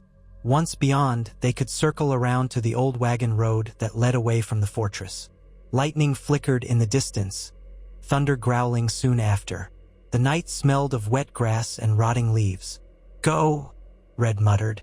"The storm will cover us." Jon followed, cloak pulled tight, the dagger in his belt. She and the others moved with practiced stealth, leading him around the curtain wall. The silhouette of Harrenhal's broken towers loomed behind them like twisted spires. The lake glimmered darkly, ruffled by the wind. Voices carried faintly from the fortress above, but no alarm was raised. They crept across the muddy perimeter until they reached a pair of waiting horses near a stand of trees. Only two. Red turned to Jon. "You ride with me. The others have their own routes." The broad man and the other accomplice exchanged silent nods, clasping arms with Red. "Luck," the broader man murmured, adjusting the hood of his cloak. "Will cause a distraction near the stables. Should buy you time. Meet you at the old Sept ruins if all goes well." Then they were gone, footsteps vanishing into the gloom. Red helped Jon mount. He suppressed a groan at the pain flaring in his side. She climbed behind him, or rather behind the saddle, wrapping an arm around his waist to steady him. "Hold on," she hissed, flicking the reins. The horse trotted forward, then broke into a cautious canter. Mud splashed the horse's hooves. They skirted the fortress, heading for a narrow path that led into the darkness of a once-kept orchard, now overgrown. Lightning flashed overhead, thunder pounded behind them, and the wind whipped at their cloaks. Jon prayed the storm would keep the watchmen's eyes turned inward. They rode for what felt like hours, guided by memory or cunning on Red's part. The orchard opened into a wooded track. Moonlight filtered through ragged clouds, revealing ancient oaks and twisted willows. Fog clung to the earth in patches. Rain hissed, turning the ground into soft muck. Twice they paused to listen for pursuit. Once, Jon thought he heard distant shouts, but the thunder devoured all other sound. Eventually, the wind eased, and the rain fell in a slow, steady drizzle. Red reined the horse to a walk. Jon's body ached from tension and the residual pains of captivity, but his mind reeled with the heady realization that they were outside Harrenhal's walls. Free for now. He glanced at his companion. Her face was set in grim concentration, droplets catching on her lashes. Her cloak was soaked, clinging to her shoulders. He could see the hilt of a short sword strapped beneath the cloak. They did not speak until they had put several miles between themselves and the fortress. At last, they came upon a cluster of mossy stones that might have been a ruined sept, half lost to time and neglect. By then, the storm was fading, though the sky was still a swirl of cloud. A broken archway stood, covered in ivy.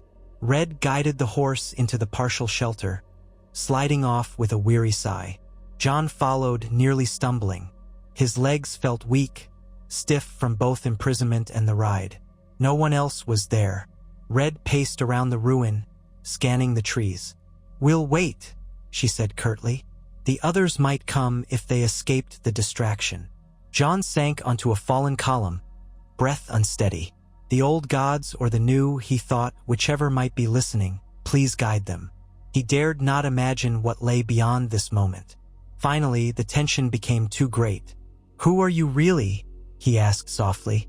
"I thank you for freeing me, but why? You said you serve those loyal to House Stark." She returned to the archway, leaning against it. "My family were rivermen sworn to Riverrun. My older brother fought for Robb Stark. He died in the Red Wedding." Her voice was hard as flint. "After that, I vowed revenge. Vengeance alone can be dangerous, though. I needed allies. Some Northerners, some Riverlanders. A few still resist the Freys and the Lannisters. We formed a small network, smuggling loyalists out of captivity, striking at their supply lines. Word came that the bastard of Bolton intended to eventually turn you over to Tywin or King Joffrey. We saw an opportunity. Your name might rally men, if used carefully." He frowned. "I have no army," he said, swallowing bitterness. "And I do not want to start another war. My house was nearly destroyed. Robb died for it." Red regarded him steadily. "Yet your blood is half Stark, half Targaryen. The realm is in turmoil, and many resent the Lannisters. They might flock to any strong figure. I'm not urging you to call your banners, but you could be a symbol." Jon exhaled. "I never asked to be any symbol. I only want justice for what was done to my family, and if that means seeing the Boltons undone, so be it. But I have no illusions. The Lannisters are powerful. The Freys hold the twins. My home is ravaged by the Ironborn, and it is said that Daenerys Targaryen marches across the sea with dragons. The realm might burn all over again." She shrugged, the flicker of a wan smile on her lips. "Then let us see it burn around our enemies, not us." Rain dripped through the cracks in the broken roof. Jon looked at his hands, noticing the row ring of flesh around his wrists where the manacles had been. "What happens now?" he asked quietly. "Now," Red said, "we wait for dawn. If the others don't come, we move on. I have a safe house deeper in the Riverlands, near a village that's all but deserted after the war. You can rest there. We'll figure out our next steps." He nodded. For a time, they were silent, listening to the patter of water on stone. Jon wanted to say something, an expression of gratitude, perhaps, but the words felt clumsy. At last, he settled on, "Thank you. I would have rotted in that tower if not for you." Red looked at him sidelong. "We need each other," she said simply. I know the North lost much at the Twins, but some of us are not done fighting. They waited for hours, watchful, dozing in fits. Jon dreamt of gray dire wolves howling in empty forests, of a sword that flamed in the dark. He awoke near dawn to a stirring in the undergrowth. Red sprang up, hand on her short sword, but the tension ebbed when they saw the broad-shouldered man creeping in. He was alone, drenched and muddied. The others didn't make it, he said softly. Too many guards. But I led them away from the postern. Your path was clear. Gods be good, it worked. Red's face was grim with sadness, though she nodded. They won't have died for nothing. Let's move before Harrenhal's riders begin scouring the area. She turned to Jon. Think you can ride? He rose on stiff legs. Yes, he said, biting back the surge of grief. More blood spilled for his sake. He had to do something worthwhile with this chance they had purchased. Lead on. So they set off at a slow canter, leaving the ruins behind. The light grew, revealing a bleak morning sky. The path wended through patches of forest and farmland gone to seed. They skirted the main roads, sticking to lesser tracks. Once they heard hoofbeats approach from the west, possibly a patrol. They quickly dismounted, led the horses into a thicket and crouched there, hearts pounding, until the sound passed. Jon's shoulders ached from tension. He forced himself to keep calm, letting the repeated motion of the ride lull him into single-minded focus. Survive. Keep going. By midday, they reached a region of low hills and boggy ground. A handful of burned farmhouses dotted the slopes, black husks deserted in the chaos of the war. The broad-shouldered man, who went by Simon, guided them to a half-collapsed barn. Within its half-standing walls, they found meager shelter from the drizzle. Red prowled the perimeter, ensuring they were alone, then returned to build a small fire from scraps of broken wood. Smoke rose in a thin column. Jon huddled close to the warmth. The ache of his bruises and the rawness of his wrists had grown persistent. They shared a quick meal of hard bread, salted fish, and some onions that Simon found in a battered sack. Jon chewed slowly, reflecting on how not long ago he had feasted at a wedding with the northern lords, only to have that feast drenched in blood. The memory caught at his throat like a bone. Across the small fire, Red studied him.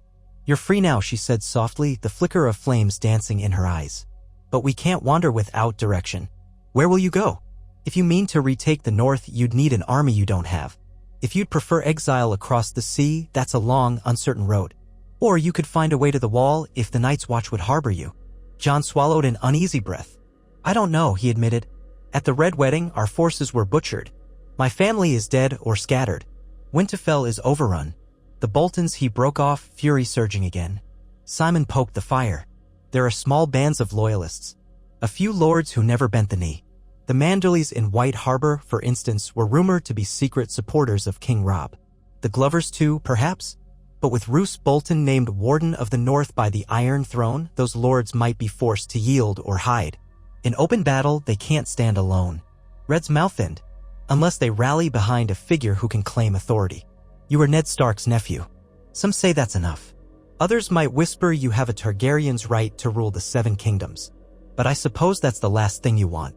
Jon gave a hollow laugh. I never wanted any crown, whether of the North or the Iron Throne. I only wanted to serve my family. Now that family is nearly gone. He stared at the flames, images flashing behind his eyes, Robb's last moment, Catelyn's despair, Ned Stark's steady hand upon his shoulder years ago. Maybe I should try for the wall. Uncle Ned always said the real threat lies in the far north. The White Walkers. But the realm has forgotten that threat in the scramble for power. Red drew her cloak closer. You truly believe that old story about the others? Her tone was skeptical but not mocking. Jon nodded. I've had letters from the Watch back when the war first broke. Maester Luwin read them to us at Winterfell. The dead are stirring. The wildlings are fleeing in droves. A shiver ran through him at the memory of those dire warnings. But with war everywhere, no one listened. They fell into a pensive silence. Eventually, Simon brushed crumbs from his lap. The road to the wall is long, and you'll pass through lands loyal to the Lannisters or to traitors. But we might help you get that far if that's truly where you aim to go. You could vanish among the Black brothers, at least for a time. The Lannisters might scorn sending a force so far north just to root you out. Jon considered it. The notion of joining the Night's Watch had once been whispered by Uncle Ned when they feared Robert might not abide a Targaryen child. But that was years ago, a different life. And yet, the Watch was an escape from the Game of Thrones. Swearing its vows meant renouncing claims, titles, all of it. Perhaps that was the only way to live free of the constant threat. If I go to the wall, I can do what my father, my uncle, would have wanted, defend the realm from the real enemy, he said quietly. I have no appetite for kingship, nor for more war. The North deserves better than me as a figurehead. I'm only a boy, barely more than 16. If I step forward claiming any sort of throne, I'll get good men killed. Red watched him thoughtfully.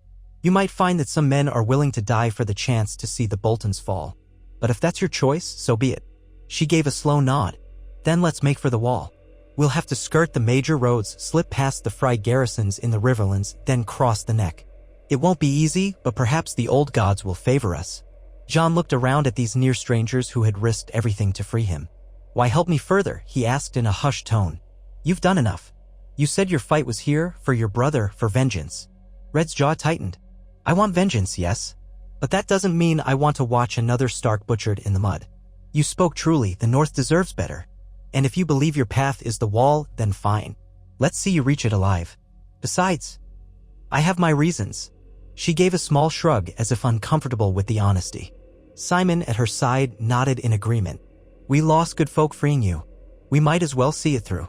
Jon felt gratitude well up, though a twinge of guilt followed. It was his rescue that had cost the men's lives. He would not waste their sacrifice. Then I vow I'll do all in my power to protect you too, he murmured. As best I can. Red gave a wry smile. Don't make promises you can't keep. Let's settle for you not dying in the next battle. She stood. Finish your food. We'll ride again soon. So began their slow, secretive journey north. They traveled by night whenever possible, forging winding paths through neglected roads and game trails. They avoided towns or large villages for fear of running into Lannister or Frey patrols. Often they saw columns of smoke on the horizon, evidence of burned farms or ransacked hamlets. The war had turned the Riverlands into a patchwork of ruin and fear. Now and then, they chanced upon refugees trudging with carts, children crying, but the group mostly kept out of sight. Simon sometimes bartered with lone travelers for bits of salted fish or dried apples, trading petty trinkets he'd taken from Harrenhal stores. They saw no sign that Bolton's men were specifically hunting them, which was a small mercy. Either Harrenhal had bigger troubles, or they assumed Jon had died in the attempt. Occasionally, Red sent out a scout to glean news from travelers.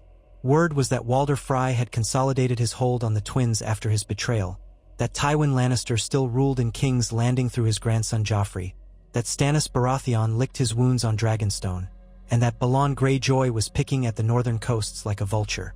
Some whispered that Daenerys Targaryen had indeed raised dragons across the sea, forging alliances with Sellswords and Eastern lords, but how or when she might invade was uncertain.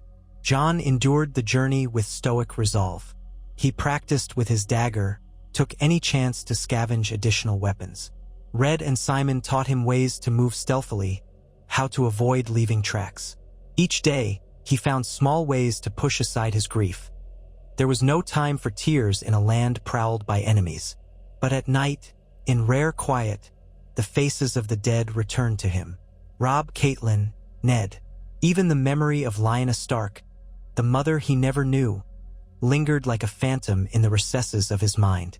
After nearly 3 weeks of furtive travel, they approached the neck, that narrow stretch of marshlands bridging the north and the south. Great stands of cypress and twisted trees rose from the bog. Clouds of insects swarmed in the muggy air, and the reek of swamp water hung everywhere. The crumbling causeway known as the King's Road cut through the region, but it was well patrolled. Red insisted they stay off it, guiding them through half-submerged paths. They forded shallow pools of brackish water, stepping carefully around sinkholes. The horses grew anxious, stumbling often. One night, they made camp on a patch of dry ground flanked by towering reeds. The sun had just dipped below the horizon, painting the swamp in eerie half-light. Gnats buzzed incessantly. Jon stifled the urge to swat them. The last thing he wanted was more bites on his arms and neck, but at least they were drawing near to northern soil. He felt a faint stirring in his chest at the thought of returning to the land of his childhood, though that land was now in the clutches of Roose Bolton. Before they could settle in, they heard an odd rustling. Red stiffened, hand on her hilt. Simon paused in the act of gathering kindling, eyes scanning the reeds.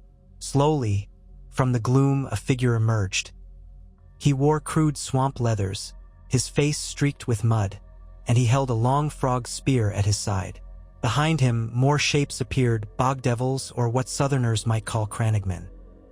Jon recognized them from the stories about House Reed, loyal bannermen to House Stark.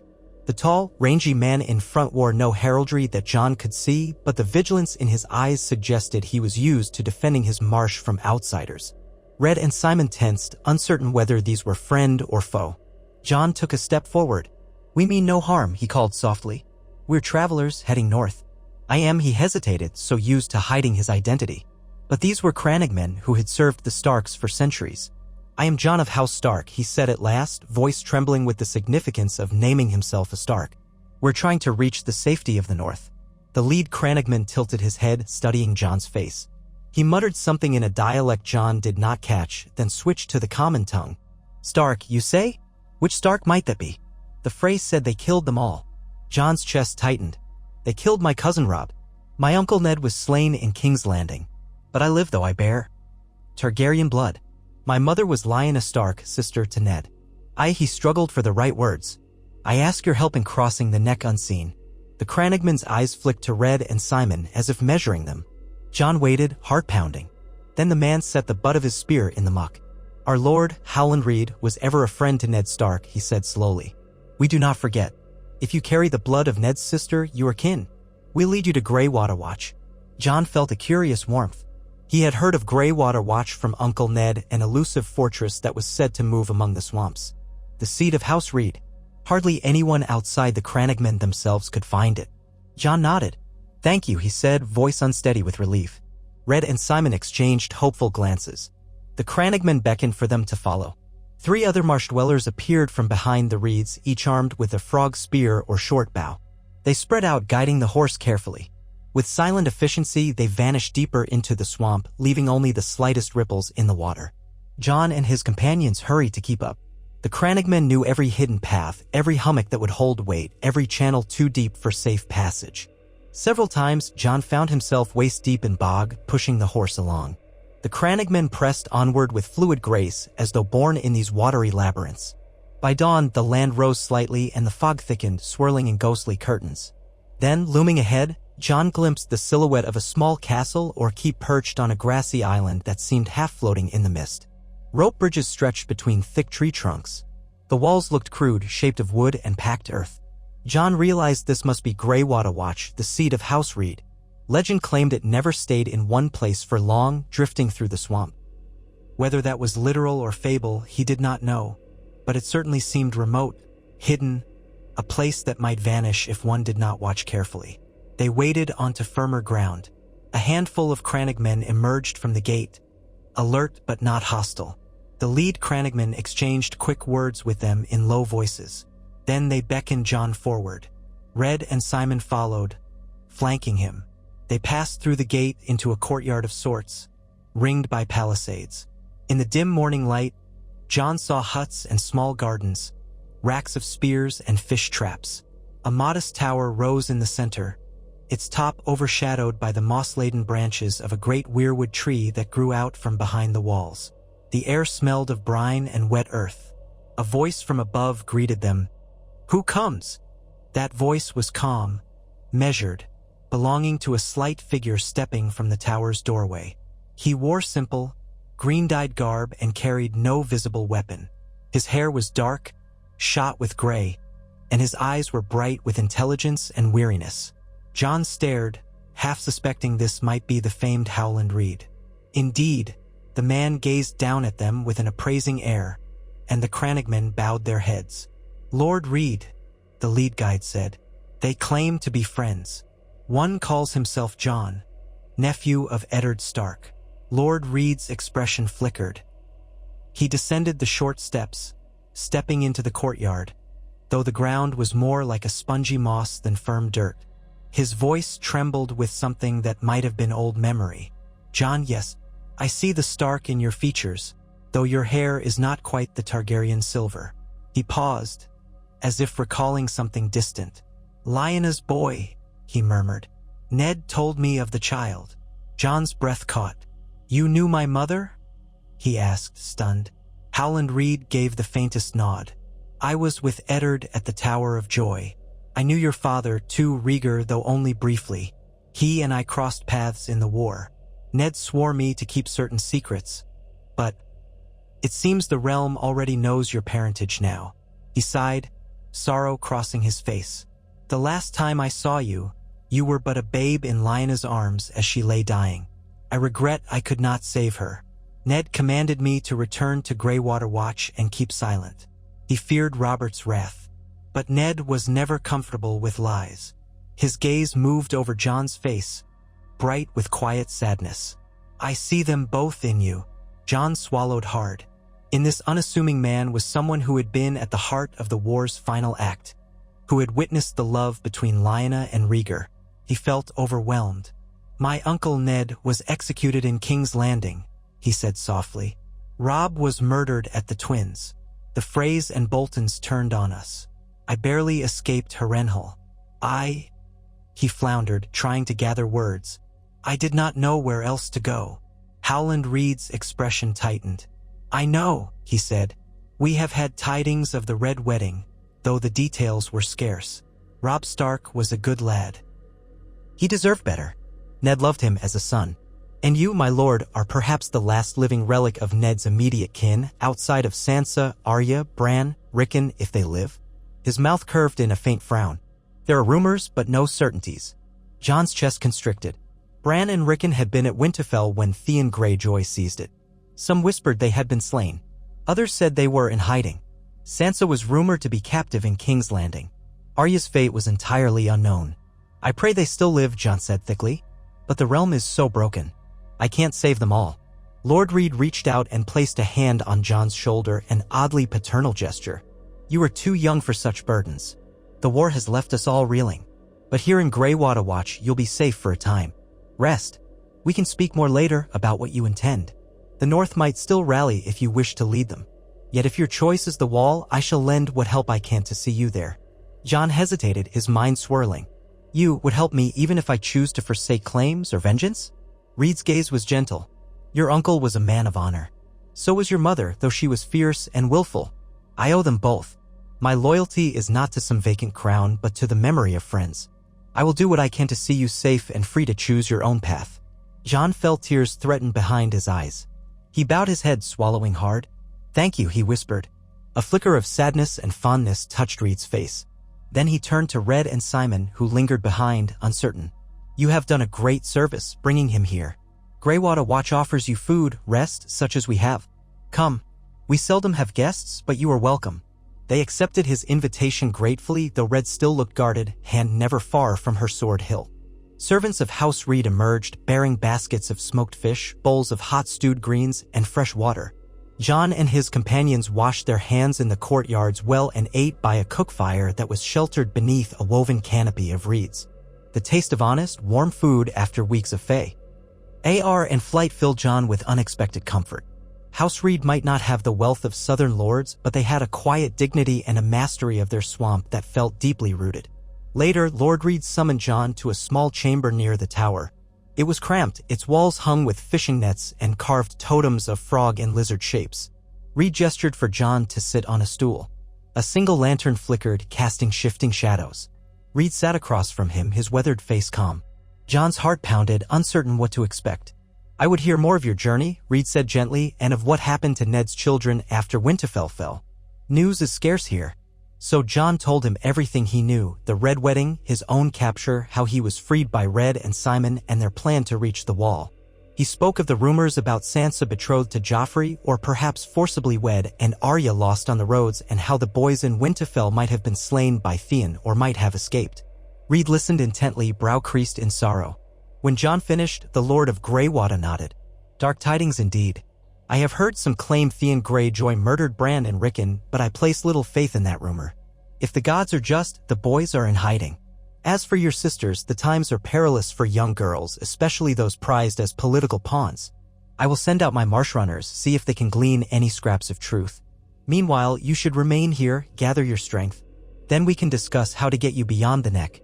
Jon shifted. I can't linger long. The Boltons could come at any time, searching for me. If they suspect I fled north, they might try to flush me out. Reed's lips curved in a faint half-smile. They will not so easily find Greywater Watch. We have ways of hiding ourselves in the mire.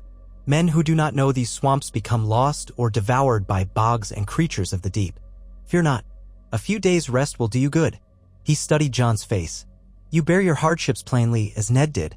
That will earn you the loyalty of good folk. But do not let guilt or grief devour you. The realm is a monstrous beast at times, devouring the innocent. Survive and find a purpose that can guide you." Jon nodded mutely.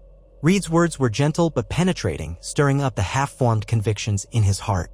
He longed to see the wall, to learn if the Night's Watch was truly facing an ancient evil. But a part of him still yearned for retribution against the Boltons and Freys. If no one else rose to challenge them, they would continue to poison the North. He felt the conflict weigh on him, sharper than any chain. "I'll try," he said softly. Reed placed a slender hand on Jon's wrist. "I am not your father, but I was Ned's friend. If you wish counsel, I'll offer it. And if your path changes, I will follow your lead." He rose, the lantern light flickering. "I must see to the watch. Rest now. The swamps demand vigilance. The night can be treacherous." Jon stood as well. "Thank you, Lord Reed," he said, voice thick with quiet gratitude. Reed nodded. "My men will show you to a pallet in one of the huts. Sleep well, if you can. The dawn may bring new tidings." So Jon departed, escorted by a Crannogman boy with keen eyes. The hut he was shown had a low roof of woven branches, a pallet stuffed with soft moss, and a small brazier that kept out the swamp's night chill. Red and Simon were given quarters nearby. Jon sank onto the pallet with a groan, exhausted. In the flicker of the brazier, he examined his healing wrists, the purple bruises on his torso, the faint scars from old cuts.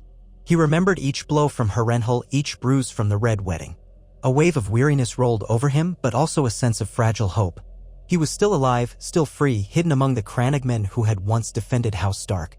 That night, he dreamed again of wolves in the snow. A great dire wolf with streaks of silver prowled across a frozen lake. It turned its head, eyes red as embers, beckoning him to follow. Then the dream shifted, and he was running through a castle corridor lined with dragon skulls. He felt a deep dread, certain that if he slowed, the skulls would come alive. A voice called his name, a woman's voice, soft and urgent, trailing away. When he woke, his cheeks were damp with tears he did not remember shedding. The days that followed blurred into a strange peace. Greywater Watch was quiet, suspended in the swamp like a secret dream. Howland Reed's folk showed Jon the ways they fished the bogs, how they tanned leather from lizard lions, how they brewed a pungent liquor from swamp plants. Red and Simon aided them in small tasks, repairing fishing nets, helping gather peat for fires. Lord Reed confided that they seldom had visitors these days, the war had isolated them even more. The Crannogmen were wary of outsiders but seemed to accept Jon's presence once they recognized the shape of his face, the echo of Ned Stark's features. Now and again, Reed would walk with Jon along the palisade, pointing out vantage points from which one could see approaching raiders. Mist clung to the waters, shifting with each breeze. Reed joked that Greywater Watch wandered the swamp whenever the mist rose, though Jon was not sure if that was literal or metaphorical. Each evening, Reed shared any fresh tidings gleaned from his marsh runners. Riverrun had surrendered to the Freys. The North was in the hands of Roose Bolton, who had returned to the Dread Fort. The bastard Ramsay Snow prowled the countryside, terrorizing small folk in the name of restoring order. And at King's Landing, Joffrey Baratheon planned a grand wedding to Margaery Tyrell, a sign of alliance between the Crown and Highgarden. Tywin Lannister's grasp grew ever tighter. All of it made Jon's stomach clench with frustration. He wanted to do something, to strike back. But what could he accomplish with no army, no allies beyond these hidden swamps? He could only press on to the wall, try to rally the Black Brothers for the coming threat of the others. Perhaps that was his duty. Perhaps it was all he could do. Finally, after nearly a fortnight of rest and quiet counsel, Jon sought out Howland Reed by the weirwood tree that grew behind the tower. Its roots sank into the watery earth, twisting around the broken stones. The red leaves trembled in a slight breeze. Reed was there, whispering a prayer to the old gods. When he saw Jon, he fell silent, as if divining the purpose in Jon's gaze. "I've decided," Jon said. "I want to go to the wall. I've heard the Night's Watch is sorely pressed, that wildlings gather in great numbers, fleeing the others. If the threat is real, I can't ignore it. That's where I belong. I have no taste for more war among the living." Reed smiled sadly. "Ned would have understood. He told me once that the war to the north was more vital than all the squabbles for the throne.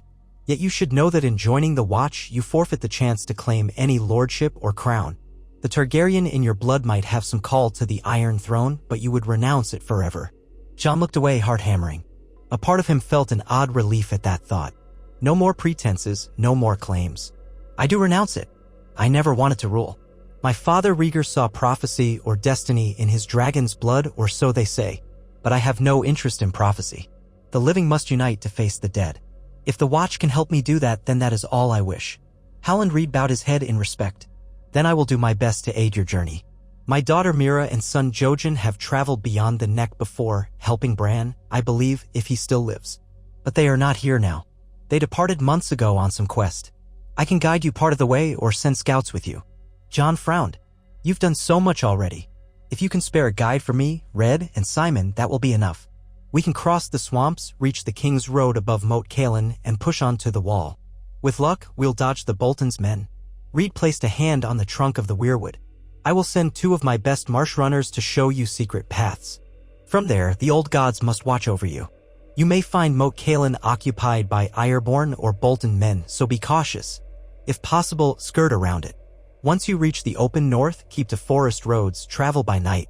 If the watchers on the roads are too thick, find local hill tribes who might help. Many in the north remember the Starks with fondness. Thank you, Jon said, voice low. He turned his gaze up to the white bark of the heart tree, the carved face drooping with sorrow. For everything. Reed nodded. Travel well, Jon.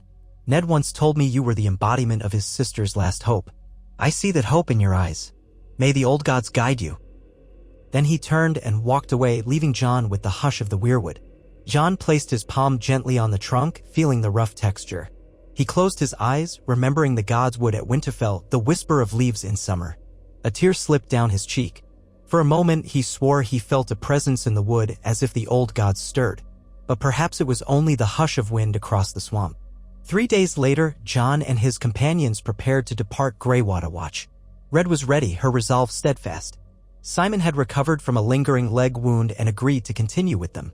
2 marsh runners, Jin and Cole, had their frog spears strapped to their backs, the edges coated in some poison derived from swamp plants. They had short, muscular frames and quiet smiles. Reed gave Jon a parting gift, a faintly curved sword, short and light, forged of good steel. It was not Valyrian, but it bore a simple crossguard of bronze etched with the dire wolf of House Stark.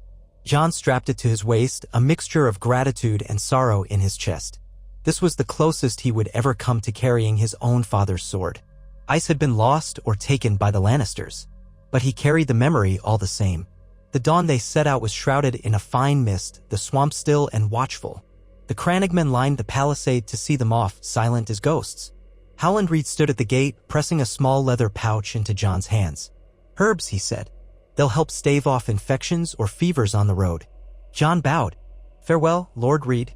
He turned to mount the lean swamp horse they'd provided, a sure-footed creature used to march travel. Red and Simon did likewise. The 2 marsh runners took the lead, navigating the labyrinth of bog and water. And with that, Greywater Watch faded behind them, swallowed by the mist. They traveled slowly, often dismounting to wade through chest-deep pools. Jin and Cole moved with uncanny ease, guiding them to hidden causeways or strips of firm ground.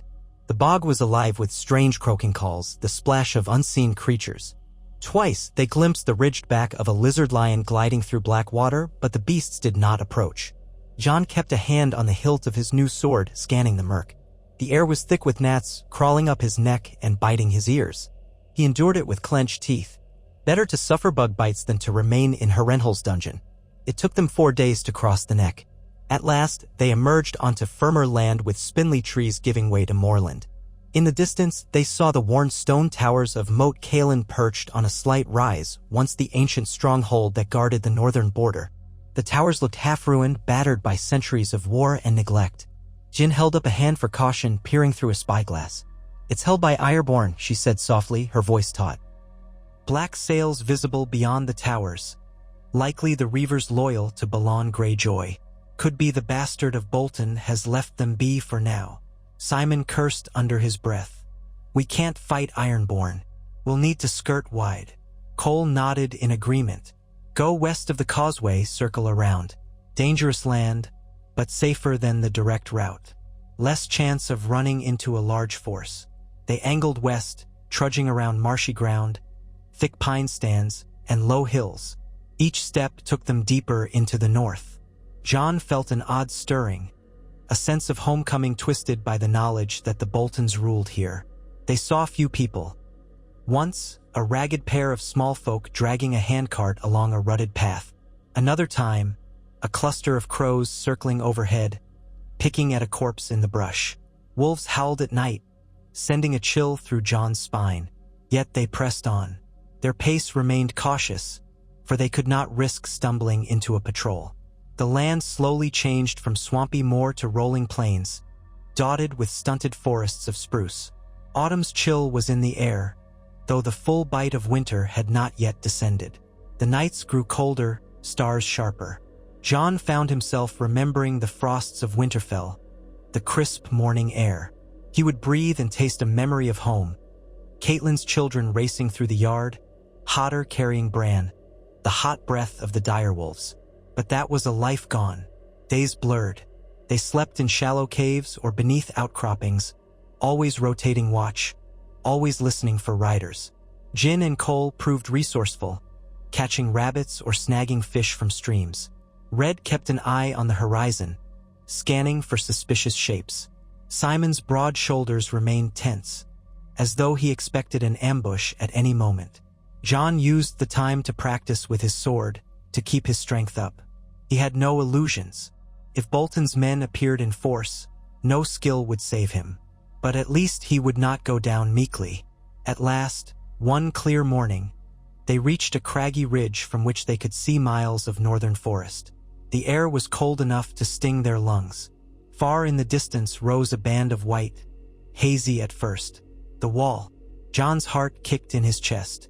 It was still leagues away, but the sight of it towering at the edge of the world made him breathless. A barrier of ice, 300 miles long, built thousands of years past to keep out the horrors of the night.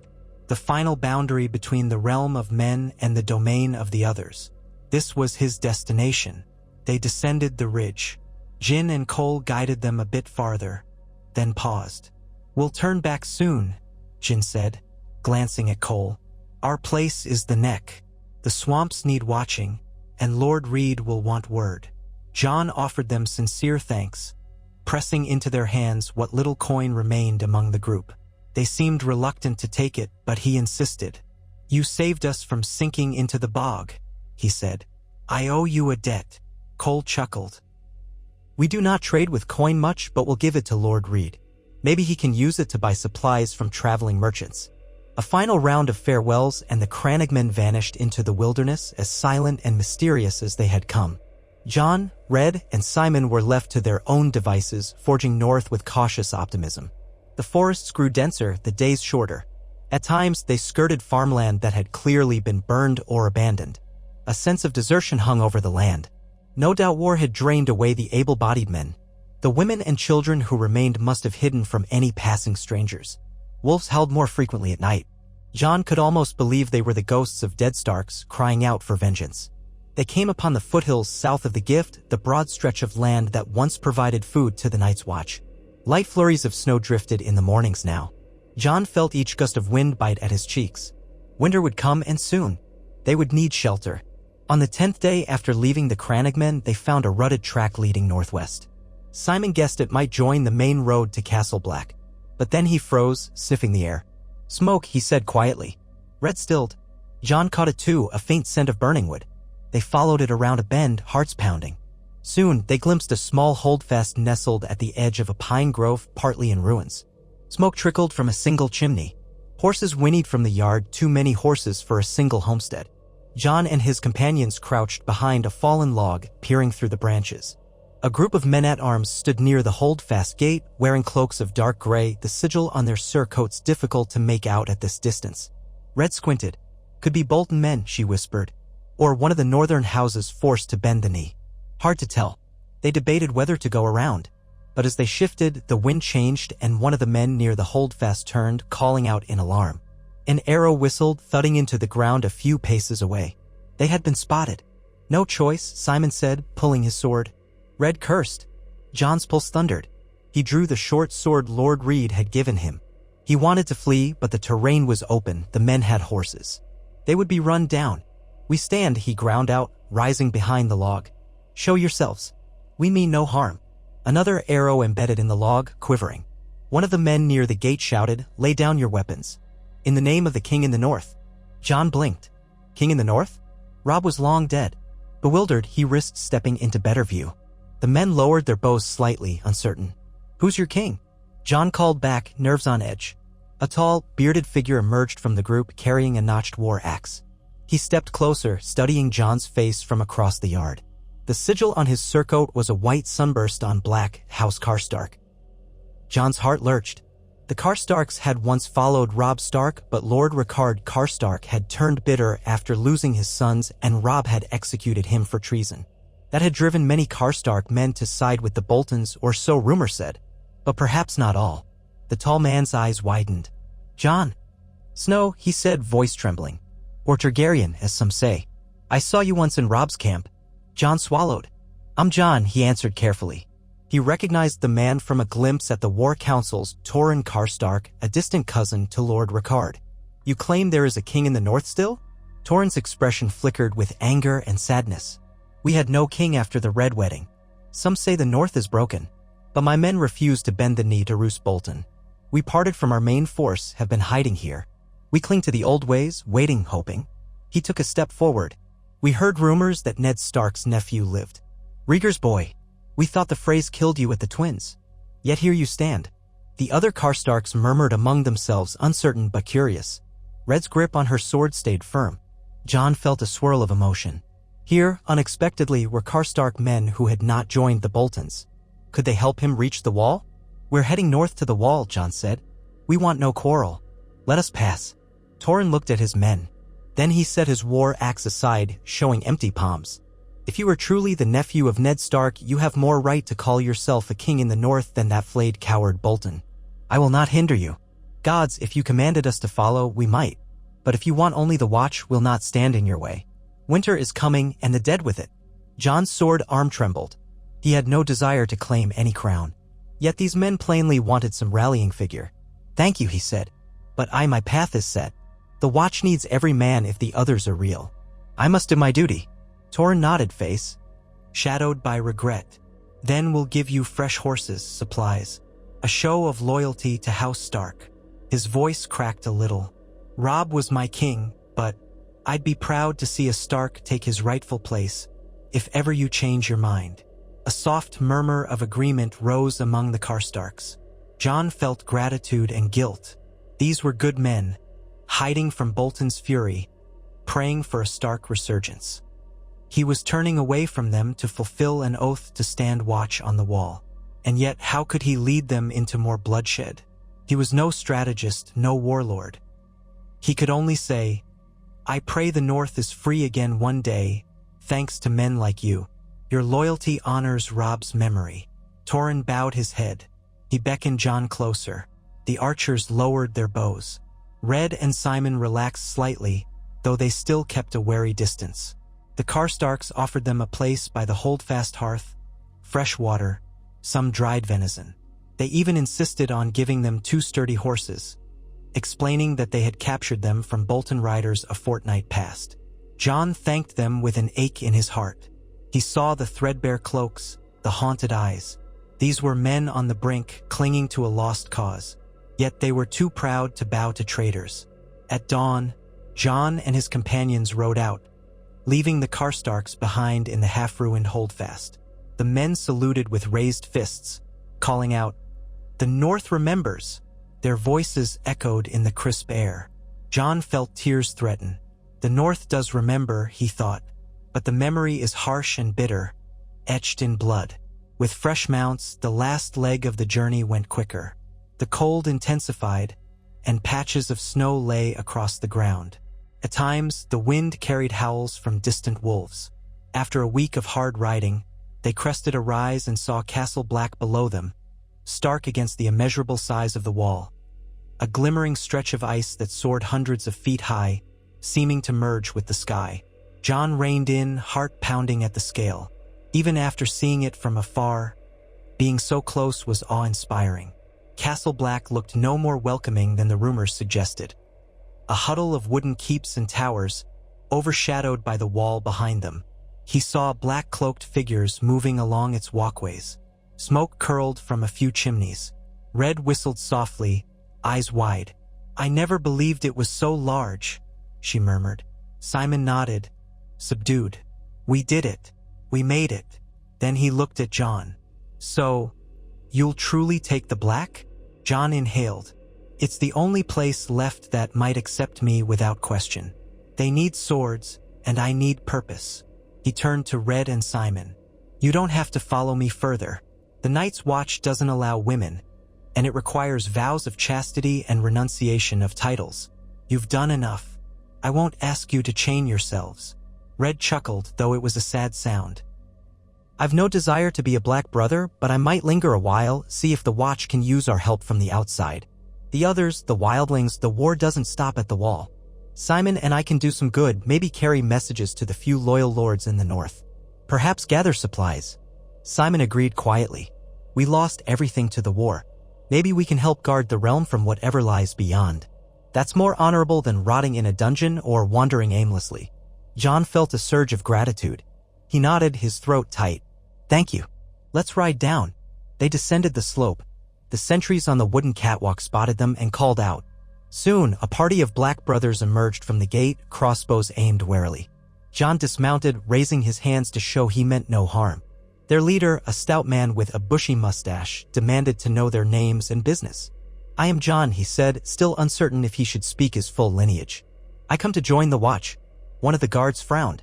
"Is that so? You look half frozen and half dead. Might be you'll fit right in." He lowered his crossbow. "You have the look of the North about you." Jon braced himself. "I do. My mother was Lyanna Stark, and my father, Rhaegar Targaryen." A startled murmur ran through the Black brothers. Several exchanged glances, uncertain. The stout man's eyes widened. "Targaryen? Gods be good," he muttered. "Wait here." He retreated inside, presumably to fetch an officer. Red and Simon shifted uneasily, hands near their weapons. Jon stood still, staring at the vast wall. He recalled Uncle Ned's promise that the Watch was an honorable calling above petty politics. But he knew the truth, even the Watch must bend a knee to the Iron Throne's authority in some matters. Would they expel him? Kill him? He steeled himself. This was where he had chosen to stand. Soon, a taller, older man in a cloak of black wool emerged, leaning on a staff, Maester Aemon, if Jon recalled the stories correctly. Aemon was said to be a Targaryen by birth, ancient and blind. He approached with surprising swiftness, led by a younger brother who guided him. The old man tilted his head as though listening to the air. "I hear we have a visitor," he said in a frail yet resonant voice. "One who claims Targaryen blood." Jon stepped forward, heartbeat thrumming. "Yes, Maester. My name is Jon. My mother was Lyanna Stark, my father Rhaegar Targaryen. I have come to swear my life to the Night's Watch, if you'll have me." Aemon's blind eyes seemed to pierce him all the same. "Rhaegar's son. The realm said you were destroyed or hidden away. So many rumors." He gave a soft sigh. "I am Aemon, once of House Targaryen. I have lived here many years, serving as Maester. The Watch takes no part in the wars of the realm, only the war against the darkness. Are you ready to forswear claims to any crown, any inheritance?" Jon bowed his head. "I am, Maester. I renounce any throne. I seek only to defend the realm from what lies beyond the wall." Silence stretched. Then Aemon nodded slowly. "We have need of every sword. And if you truly mean to forswear your lineage, the Watch will not turn you away for old grudges. The cold winds rise, and winter draws near. Welcome, then, brother." He turned to the other Black brothers. "Show him inside, see him fed and given quarters. We can speak of his vow in the morning." A flutter of relief and trepidation welled up in Jon. Red and Simon exhaled. The Black brothers parted to let them pass. They led the horses inside the gate. Castle Black was austere, little more than a courtyard of muddy ground. A few towers, stables, barracks, and the looming face of the wall behind it. Ramps and pulleys led up to the top. The place hummed with quiet activity. Black brothers sharpening weapons, hauling supplies, mending clothing. Jon felt stares on him. He imagined that soon the entire garrison would know who he was. Maester Aemon reached out a trembling hand, which Jon carefully took. "You remind me of someone I knew long ago," Aemon murmured. "Royalty and sorrow. But the Watch is a new beginning, if you truly desire it. Take comfort that here, you are only a man among brothers." Jon felt a lump in his throat. "Thank you," he said. "I will serve faithfully." Aemon nodded. "Then come. Let us see if we can find you some warm furs. Winter is coming, and we have battles of our own to wage." He gave a thin smile. "Perhaps you will help the Watch in ways we cannot yet foresee." As Jon followed the blind maester, he glanced back at Red and Simon. They offered him small nods of encouragement, lingering at the edge of the yard. The Black brothers would likely let them stay a time, assisting with odd tasks. Soon enough, they might return south to gather what allies they could. But Jon's path was set. He was home, in a sense, at the edge of the world. He had chosen duty, chosen to join the Night's Watch, to fight the ancient enemy in the gloom. The realm might mock him as a hidden dragon or scorn him as a half-blood of wolf and fire. Yet here, none of that mattered. He was a sword in the darkness. In his heart, he prayed that his Uncle Ned would have approved. That Lyanna, wherever her spirit dwelled, might be at peace knowing her son had found purpose beyond the ruin of thrones. The war of the living still raged, but the greater war loomed. If the dead truly walked, the realm would need every shield, every spear, every sword. Jon Targaryen, Jon Stark, Jon of the Night's Watch. He felt the swirl of identities settle into one truth. He would fight for the living. In this world of betrayal and heartbreak, he would keep his vow. So the gates of Castle Black closed behind him, and in that moment he embraced the vow that had shaped men for thousands of years.